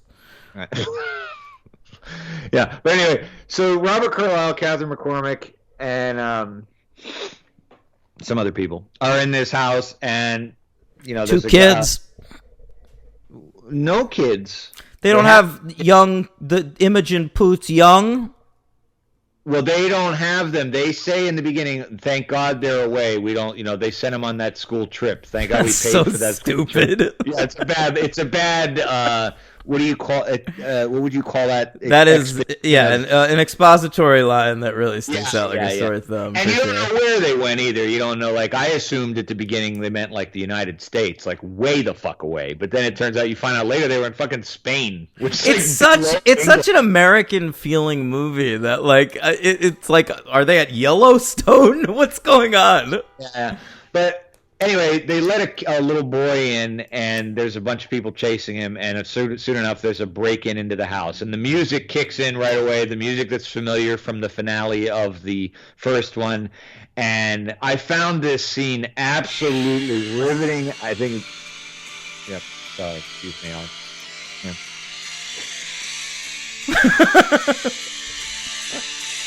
Yeah. Yeah, you keep going. Oh, wait. All right. It goes on like that for another minute and a half. All right. It's so good. It's great. Yeah. I want to have that playing every time I'm driving down a boring New Jersey boulevard. You should walk down the aisle to it, Henry. Right after, It's like would be my November Rain. Well, that's what I've always said. I want to walk down the aisle to the last guitar solo in November Rain, but you'd walk down the guitar solo to real slow, taking it easy with the lights off. Here he comes. Oh. And then I get up to the altar and she left. Yeah, ain't that the truth?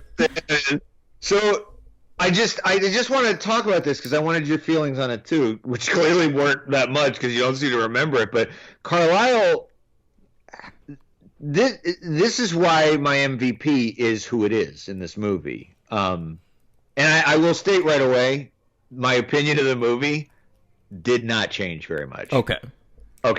But I still found it entertaining. That part where Michael from Lost is in the helicopter and he starts killing zombies with the blades is cool.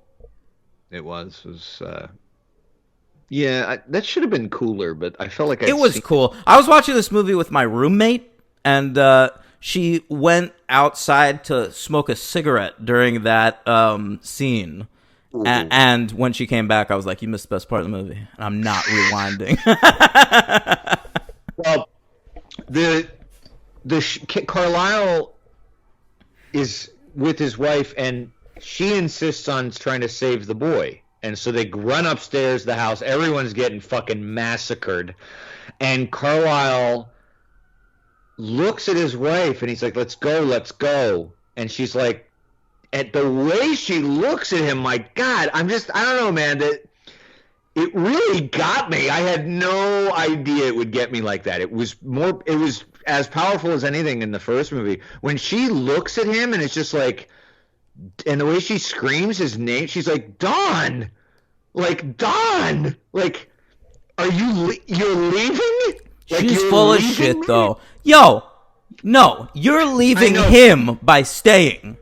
That's my take. You're in the middle of a zombie apocalypse. If you're not on the move, you're the one leaving.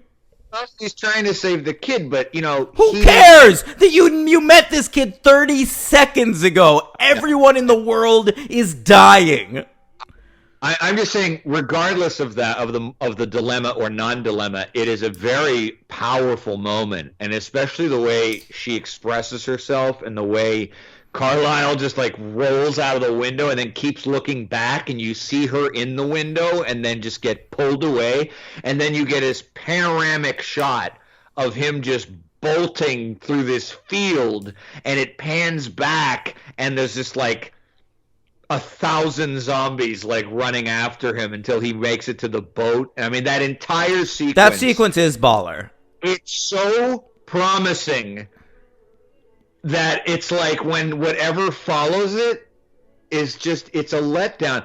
I like that sequence so much. The problem is the 28 weeks later mandate, maybe. Like, if this movie just, like, took place simultaneously with the first movie, maybe that would be better. Just another story that's happening at the same time. Yeah. Yeah.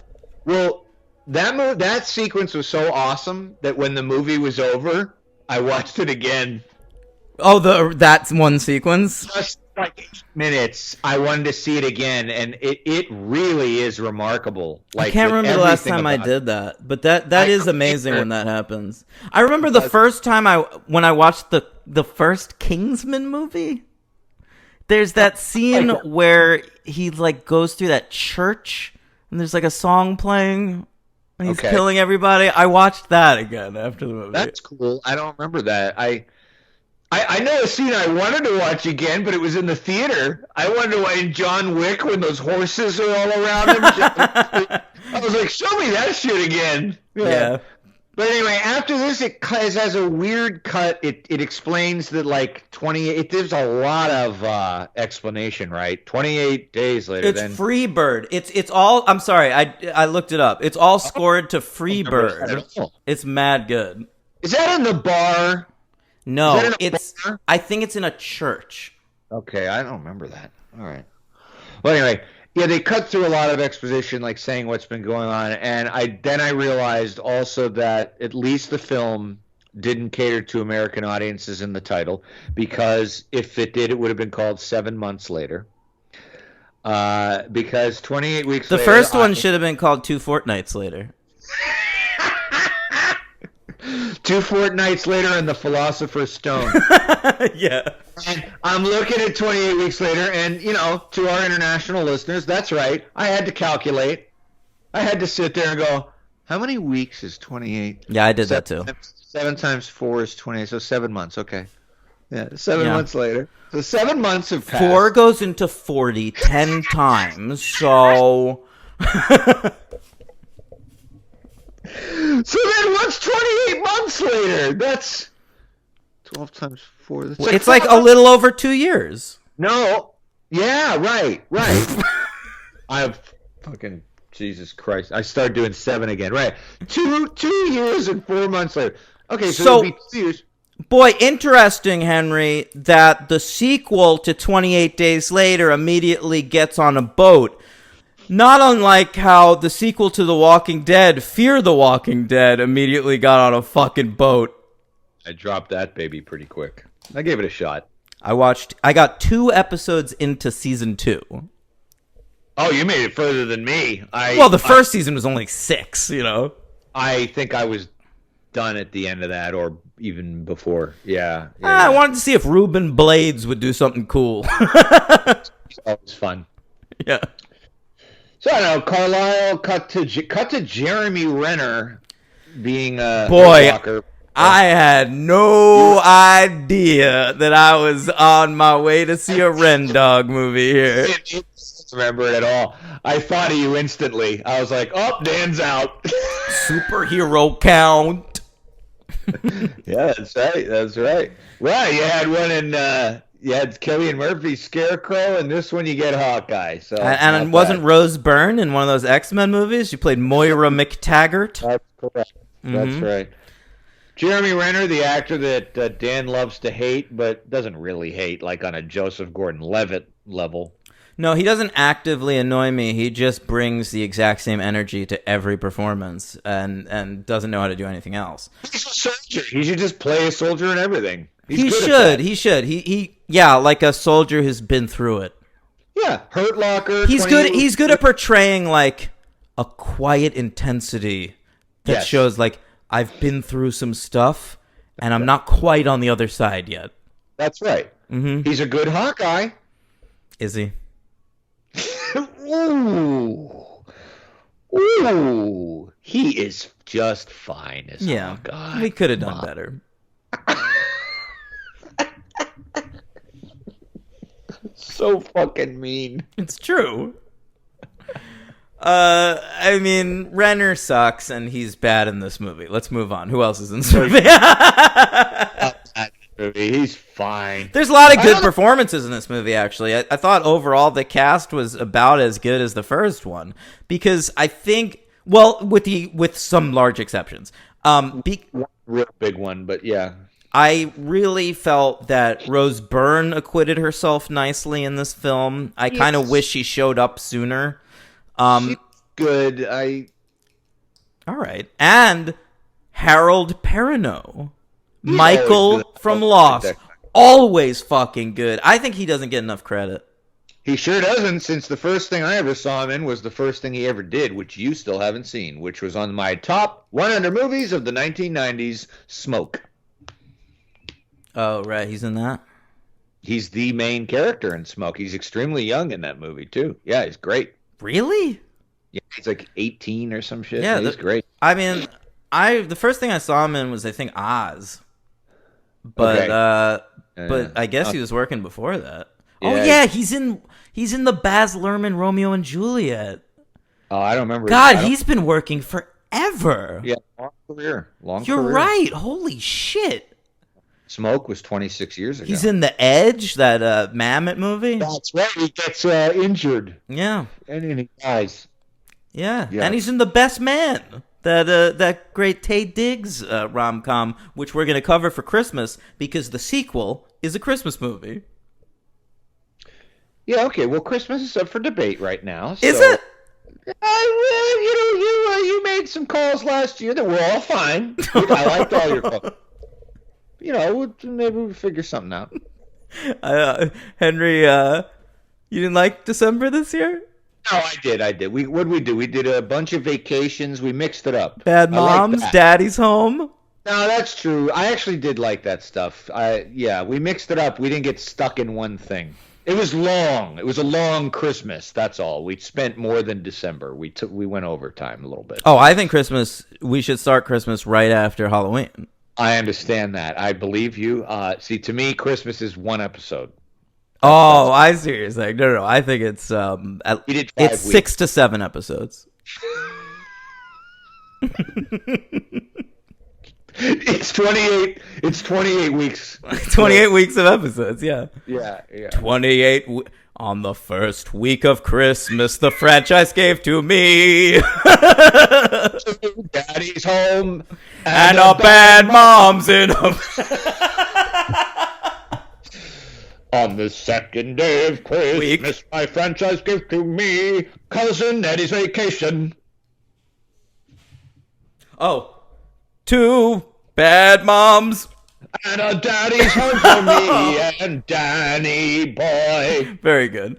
What a classic, guys. What a classic episode this is turning out to be. Hey, Episode 253 of the franchise, only available on iTunes, Spotify, and your local network service. yeah, make sure to leave a comment in the comment section. Thanks, Tokyo. It was 28 days ago. 28 days before we got our last review. Oh, yeah, you're right. Come on. 5-star ratings and reviews, for fuck's sake. Well, we're not there yet. All right, let's talk about these shitty kids. Can we do that? Yes. Okay, because that's a real problem. Now, she went on to have roles. I don't want to say career, lest I tread Oh, on no. Imogen Poots is a movie star, Henry. She's a star. And Solitary Man. I have seen her in probably 25 things. And she has never made an impression on me. Every time I see her in something, I'm like, oh, Imogen Poots, right? Because you remember the name. Yeah, you always make fun of the name every time we talk about It's it. a crazy name because, Poots sounds like farts. I would say it's like another word for farts. Her name's Imogen Farts. Her name should be Imagine Farts. What do you think? A rebranding. All right, Poots. I'm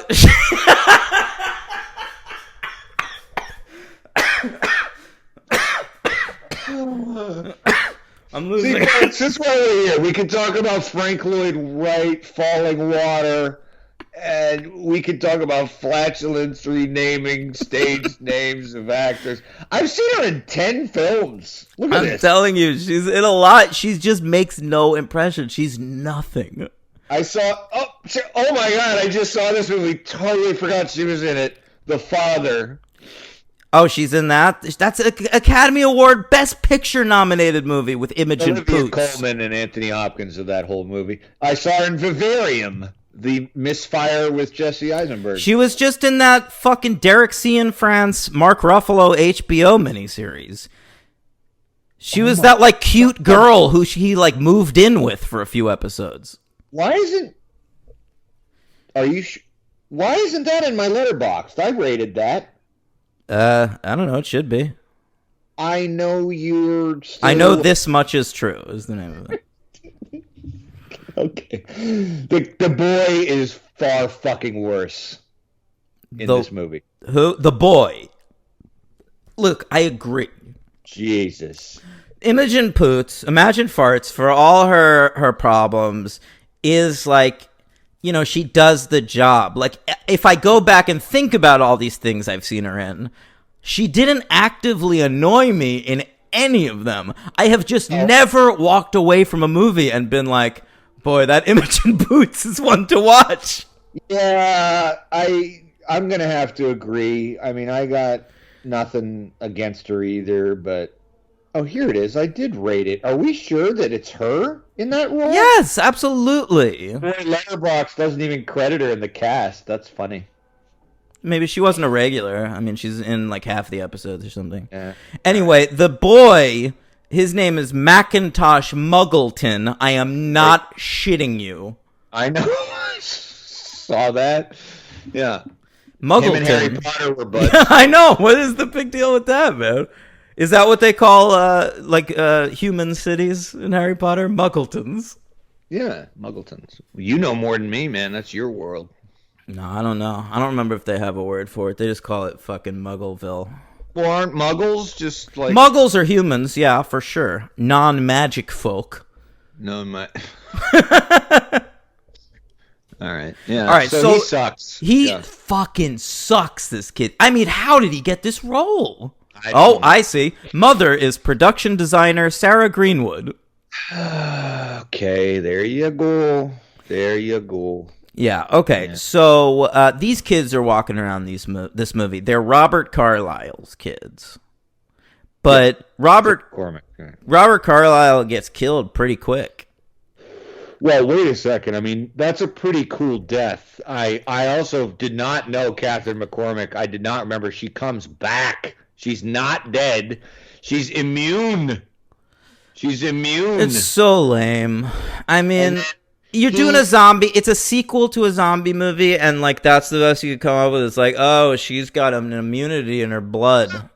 I mean, I didn't mind it. I thought it was kind of cool. And That's always the impulse, though, is like you do a zombie movie where like it's just like some random people like surviving the thing. And then like always, if you can't think of a better idea, the impulse is like, and she can save the world. sure, that is true. But I don't know that I've seen that many that actually utilize the immune person syndrome thing. There's usually not any hope. Oh, really? I saw a Catherine Bigelow movie that did it in 1989 called Near Dark, but whatever. I don't remember. There's an immunity. Who's immune in that? I don't remember that. That's how like they save him at the end of the movie. Oh, I don't remember it. I remember I only saw Near Dark once, and that was your copy when we lived together. I was like 10 years ago. I don't remember that. Fucking great movie, but fucking Yeah, much better than both of these fucking movies. astronomical movie. Better than this. Not well. It's on 28 Days Later. It's Not even close. It's great. Yeah. So Catherine McCormick. 28 Days Later could have used Dennis Hopper, man. Adrian Pasdar would have been a better lead than Cillian Murphy. Adrian Pasdar. Catherine Bigelow could have directed 28 Weeks Later. I'll tell you that. That would have been cool. She had better shit going on. I know she did, but I would have liked to have seen a Catherine Bigelow zombie flick. I'd be in for that. We don't need to see a zombie movie from everybody. Yeah. I feel like Bigelow's only directing military movies now. She's never going to direct another movie that doesn't have a fucking crew cut in it. She's into it. Yeah. Likes the Jarhead storyline. Yeah, so she's immune, and I like the scene when Carlisle is, like, moved by that, like, but he's guilty because he left her, which Dan doesn't think he should feel any guilt. I think he should, even though he probably made a decision that most human beings might make in that split second. It's the right decision.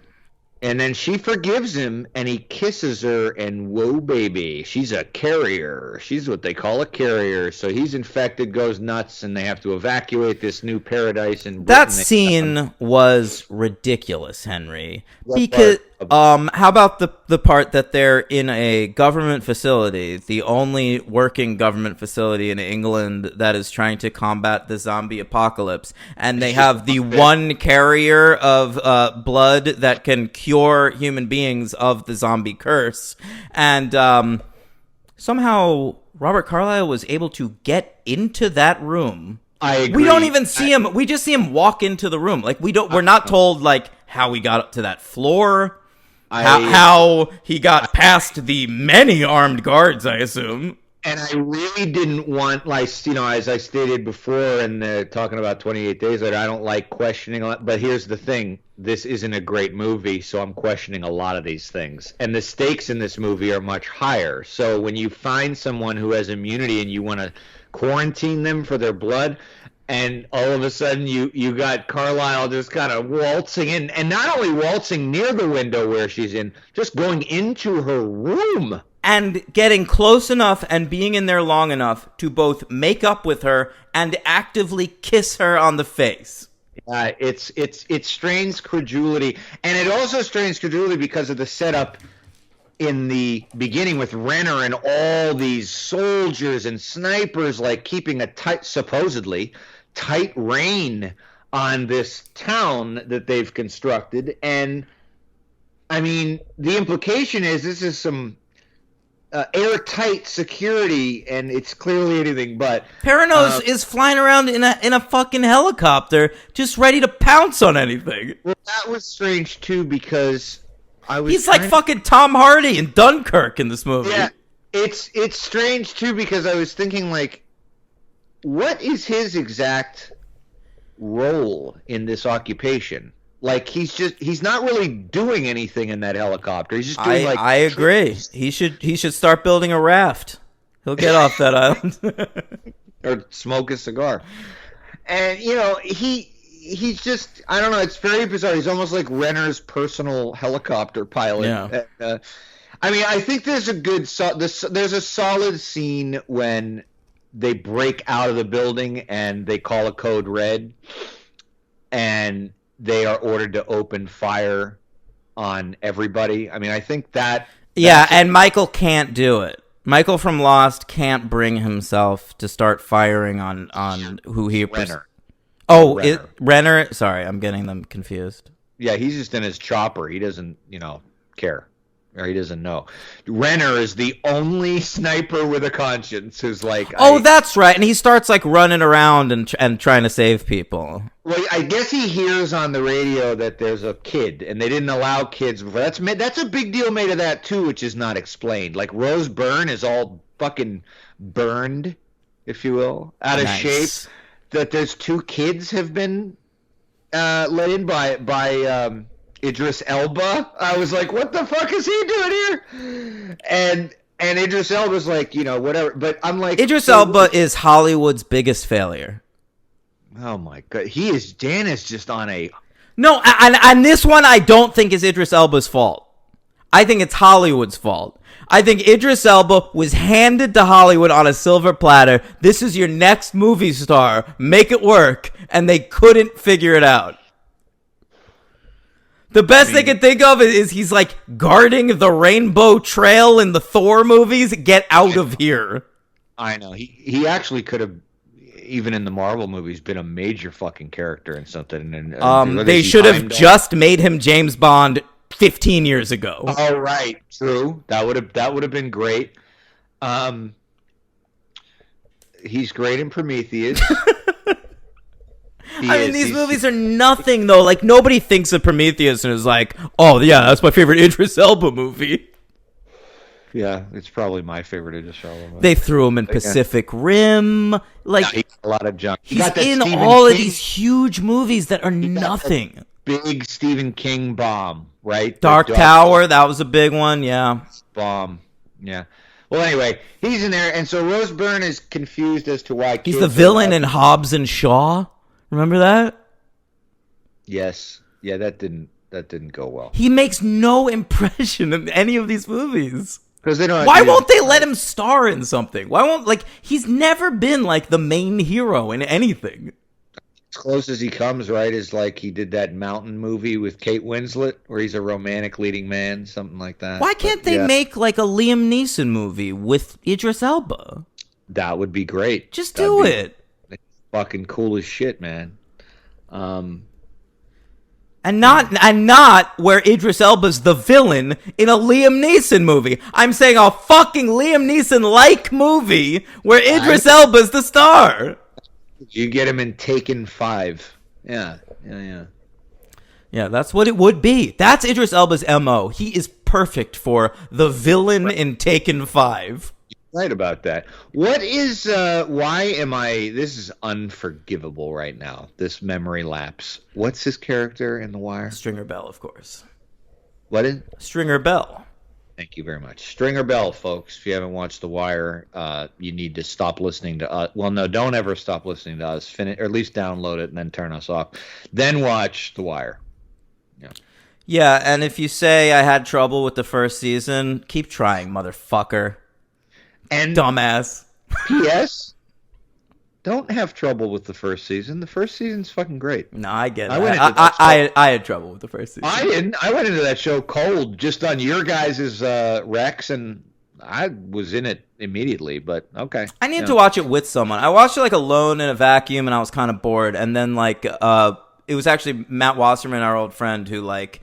Was like, let's like watch it together. Like, come over and watch some Wire together. Yeah, and it was great. I watched it alone the first time all the way through. Then I watched it again a year later all the way through with my girlfriend. And it's definitely different to do that. But I was devoted to it. I didn't get distracted when I first watched it. So I watched the first 2 seasons with Matt, and then like, or maybe the first season and a half, and then I was into it enough that I was like, I don't need you anymore. I can just forge ahead. Best season is season 3 anyway, so yeah. My favorite's 4. That's everybody's favorite, I know. But vaping I sound like this. Okay. All right. So just go. I'm like this. So Renner's helping people, and he helps the little boy. What happens next? He gets immolated by some soldiers when he's pushing the clutch on the car. They have one of the problems with this movie is I don't really even need that much of a plot. There's so much chaos, and it doesn't seem to be really leading anywhere.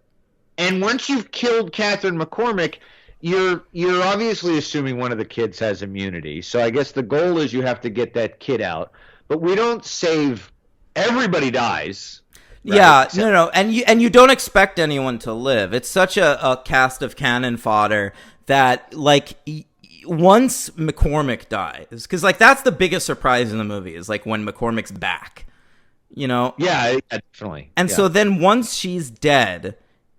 They very quickly set up that like the kids have to get out of there, and they bring up Wembley Stadium as like an end point, and it's like once that happens, like you know where the movie's going. Like we're gonna trek to Wembley, we're gonna get there. Like the rest of them are gonna die on the way. Both kids are gonna make it, and probably one of the adults, if I had to guess. And it's annoying too that they continuously run into their fucking father, who has been turned into a zombie, and they run into 3 times after he's a zombie. It's very strange. It's the implication is that like he's stalking them like an animal. Like Is prey. that the implication? That's all I could glean if I was trying to make any logistical. The only thing out of implication it. I could come up with is that this is a stupid thing, and as writers, we're going to ignore that it's stupid and do it anyway. Very odd because we've already reckoned, like, I feel like Robert Carlyle's character in this movie is morally beaten to death already, and then he has a horrible time. Then he sees his wife again, has to do it again, and then we're not just going to let him go. We're going to, like, keep bringing him back. It was very strange. Well, there's a forgiveness angle, right? Where, like, they did it already. It's like, okay. I know. It's like, let him fucking die. It's like, I almost feel like even if they want to run into him one more time, but then when they run into him again in, like, the subway, and it's like, are you fucking serious with this guy? They see him right after he's infected. They see him in that crowded basement of the building. Then there's a quick shot of him outside, standing alone, staring at them in a quick throwaway shot. Then they see him again in the subway, and it's just kind of like, I feel like the director or somebody just wanted Robert Carlyle to be in the movie longer. So definitely. But it's not an antagonist. I mean, is he an antagonist? Wikipedia defines him as the antagonist of the movie. I don't feel that way. I think in many ways he's the star of the movie. And they just, like, couldn't let him go. Yeah, it's odd, but you know, we're shitting on this movie, but I do think it's entertaining enough. The entertaining parts are all set pieces, though. You can tell they thought about set pieces. Like I said, the fucking helicopter thing I thought was cool, and the part where they drive down the stairs into the London Underground is cool. I didn't make that up, right? They did, but it's okay. They run down the London Underground, don't they? Because they're in a car after Renner gives them the push. Do they drive down the stairs? I think they drive down the steps. Unless I watched another movie where they do that this week. No, you might be right. Maybe they do, but they get out really quick because Rose Byrne's using her... No. Once they get onto the subway platform, they get out right away. Like, they don't drive down into the tunnel or anything, but, like, I believe they drive down the steps. Okay, I think you're right. Because she then gets out and uses her scope to see for them. Oh, yeah, there's so much fucking night vision in the third act of this movie. Yeah. It starts to look like Cloverfield. Yeah, it's pre-Cloverfield, actually. So, you know, maybe they were on top of that game. But, it doesn't look so hot. No. Yeah. I gotta say, though, I like running zombies. Oh, they're where it's at, man. I mean, if you're not George Romero, you can't. It's tough. You got the running zombies were a great idea. From what I can tell, video games aside, it's the first major movie with running zombies, right? Did you read that Garland was influenced by Resident Evil? Yeah, I thought that was great. Amazing. Yeah, he said he never really thought about zombie movies until he he rediscovered them when playing the Resident Evil video game. Yeah, he seems like a cool guy, man. He really does seem awesome. Yeah, you know, and he is into video games. There's that weird video game runner in The Beach. Yes, that's right. They have that sequence with DiCaprio like running in the forest. Yeah, he plays a weird platform Nintendo game in that. Yeah, very odd. Yeah. All right, H-Dog. And anything else? Wembley Stadium. That's an interesting place to go for the third act, especially after James Davis, British listener, clued me into something in the Discord. What's that? He said that when he first saw this movie in theaters, Wembley was still under construction. And so it seemed like a weird thing. Like, he kind of thought it was bullshit. Because, like you're going to see something in theaters and they're hanging out in a stadium that's not actually finished in real life. So it seemed artificial to him. But now he said he appreciates it because like if you watch the movie now, you'd never think about it. Wembley's been open for years and years. Yeah, I had no idea, and I would never know that. Yeah. That would probably be something like for British listeners if they were watching a movie where Yankee Stadium is being featured, but it was being torn down or being rebuilt when I lived there and that kind of thing. They wouldn't think about it. Yeah, I don't know. That's bullshit. Yankee Stadium's not there anymore. Right. Exactly. Yeah.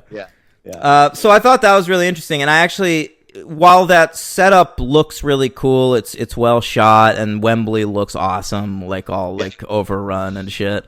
It ultimately does. It's more a visual than anything else. It doesn't really lead to anything. Oh, and you know why? Because like by this point of the movie, you're just following the fucking kids. Yeah, that's all you're doing, and that's a problem. And the government's talking about blowing up the town. They're trying to get into the arena to get airlifted out of London. And I'm just thinking, I'm watching Aliens versus Predator Requiem. I saw your review, and I wasn't sure of the reference. I thought you meant more for like the gore and the look. No, it's the movie's about teenage kids, and at the end of it, it's a Deus Ex Machina. They blow up the entire thing, and they airlift the characters we care about out. Yeah, except we don't care about. We ostensibly care about. Yeah. It has it's the same setup, the same third act as Alien versus Predator Requiem. AVP, baby. And the speaking of WS, man, I think Alex Garland and WS should work together. That would be fucking Alex Garland should write a WS script. That'd be nuts. That'd be a nutty idea. Maybe an Event Horizon reboot. And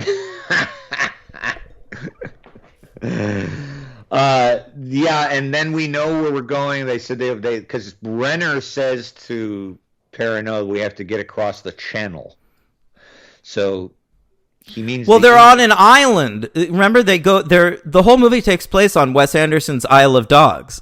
That's correct. I saw some puppets in the background. They looked a little feral. Isn't it wild? I didn't know that was a real place. Yeah. Sure it is. Yeah, and so Perrineau takes him across the English Channel to France, which is where we get that vision of the zombies approaching. I hated that. It's a little much. It's it's not even. It shouldn't even be part of this movie. It's like a stinger.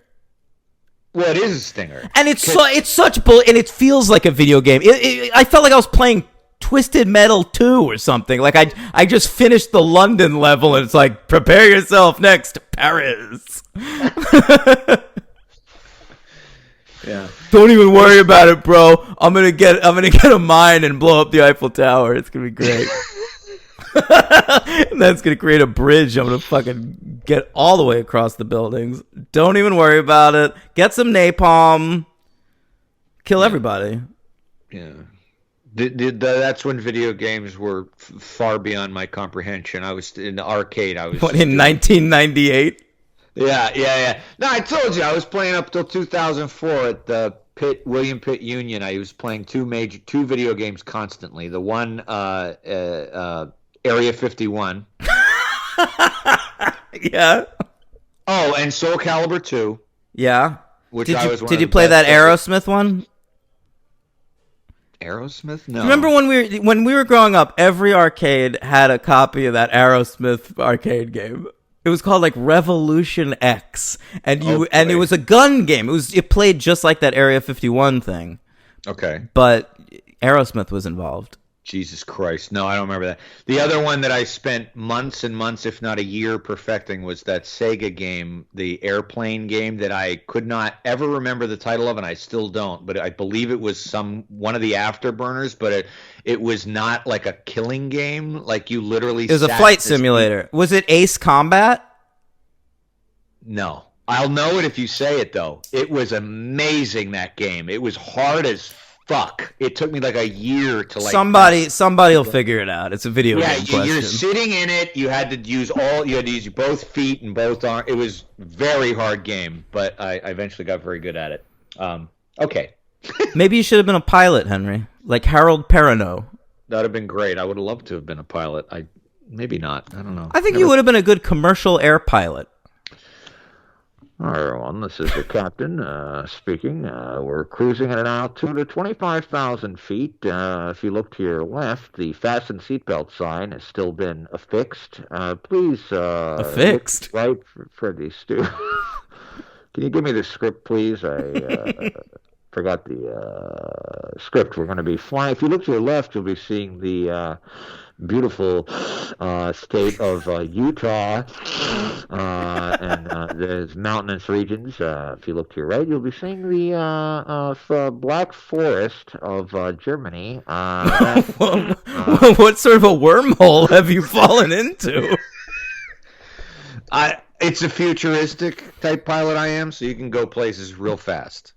He's a futuristic type pilot, gang. Yeah. Or he's your geographically stunted pilot. Maybe where you he can still fly do it, away. Henry. Try and be a commercial air pilot. You'll be like Pretty old. like Dennis Quaid from The Rookie of commercial air It pilots. just would be there. You know, something happens to you too when it'll happen to you soon. You're 34. When you reach your mid 30s. I'm in my mid-30s. Yeah. Something happens to you that's kind of sad, but then you just kind of laugh at it and accept it, where you realize that this is some wisdom I'm imparting to you, young Padawan. That certain careers, not that they ever were possibilities, but they are just gone to you forever. There's just certain things that you're done. You can't do it. And it's age discrimination. You know But what, it's true. Padawan? I'm gonna give you some tips for your new career, Henry. Are you ready? Mm-hmm. Try flying. That's a good trick. Oh no! Try spinning. That's a good trick. This is from something. It's from Phantom Menace. I fucked it up at first, though. It's okay. I wouldn't have gotten a Phantom Menace joke anyway. Okay. I'm ready. Oh, what do you give this movie? I'm going to give it 3. It's a 2. Not that bad. I mean, I totally get the 2 makes perfect sense, but you know, I still had an okay time watching this. I think overall it's a nice little 3. It's pretty weak, bro. You know, it doesn't have any characters in it, and that's the problem. If either of these movies had a central character, even the first one has like Naomi Harris and Brendan Gleeson and Christopher Eccleston, they keep throwing character actors at you, and like eventually that works. And but in this movie, it's Carlisle and Jeremy Renner and Harold Perrineau. It's all these people that Perrineau's good, but the other two, And McCormick is good. she's not that good. I disagree. It's all these people they tried to make stars and fucking failed at. It's a lot of fucking fifth choices in this movie. Carlisle's a Boyle regular. That's how he got the gig. There's no doubt about that. What was the last movie he'd been in before this one? Well, he was in Train Spotting. He's in The Beach. Oh, you're totally right. He is a regular. He's in all of them. Yeah, you're right. I think he was even in A Life Less Ordinary. But Right. Yeah. Carlisle definitely was the name. Like he's in this movie to sell tickets, but in 2007, even English audiences who did buy tickets for Carlisle for a couple years there were not anymore. Well, we're 10 years out of the full month. Oh yeah, we are. You know, that movie's not very good either. I don't care what people say. Okay, but it was an enormous release that year. Oh, yeah. It was nominated for Best Picture I know. at the American Oscars when there were still only 5 nominees. Yeah, no, I remember. I saw it in theaters reluctantly because it was nominated. Me too, and I gotta say, loved it. I did not. Well, you were very young. It would have appealed to you more. Yeah, than of course. It was a crowd pleaser, and I was in the crowd, and I was pleased. I was 19. I was not pleased. It was boring as fuck. It's fun. I mean, I'll take if we're talking about late 90s, early aughts British crowd pleasers, I will take Waking Dead Divine over that movie. Ooh. But I will take Full Monty over both Billy Elliot and Bend It Like Beckham. Never saw Billy Elliot, but Bending Like Beckham was torturous. I saw that in theaters. Why the fuck did I see that They in were theaters? I don't big even releases, like dude. We were man. inundated. We were told these are good movies. Go see these. Yeah, I guess so. At least we got going on the nightly train after that. The Nightly Train? Yeah. After Beckham, like, America was like, all right, That's Nightly, true. you're a star now. Yeah. And I was We got okay a with that. Dangerous Method. Yeah, hey, she's great in that movie. She is great in that movie. She's also good in Atonement. She is good in Atonement. Keira Knightley's a good actor. I don't I'll mind say it fucking right now in public. I don't mind it. I actually have no idea whether that's a bold statement or not. I don't think it's that, hot take, but I guess. I think I always thought of her as lame because I hate those Pirates movies so much. But oh yeah. but other than that, she's really good. Kind of her big chill. Yeah, but it's like, I hate those Twilight movies, but I'm down with Kristen Stewart. Kristen Stewart's a superb actress, though. She really is great. Yeah, she's better, I think. She's much better, I think. Yeah. All right, this has been fun, Henry. How do you rank these movies? Days, weeks? Days, weeks, 3 stars. MVP Catherine McCormick. LVP the Son /Andy /Mugglesworth. Yeah. I'm going to give my MVP of this film to the great Rose Byrne, and I'm going to give my LVP of this film to Idris Elba.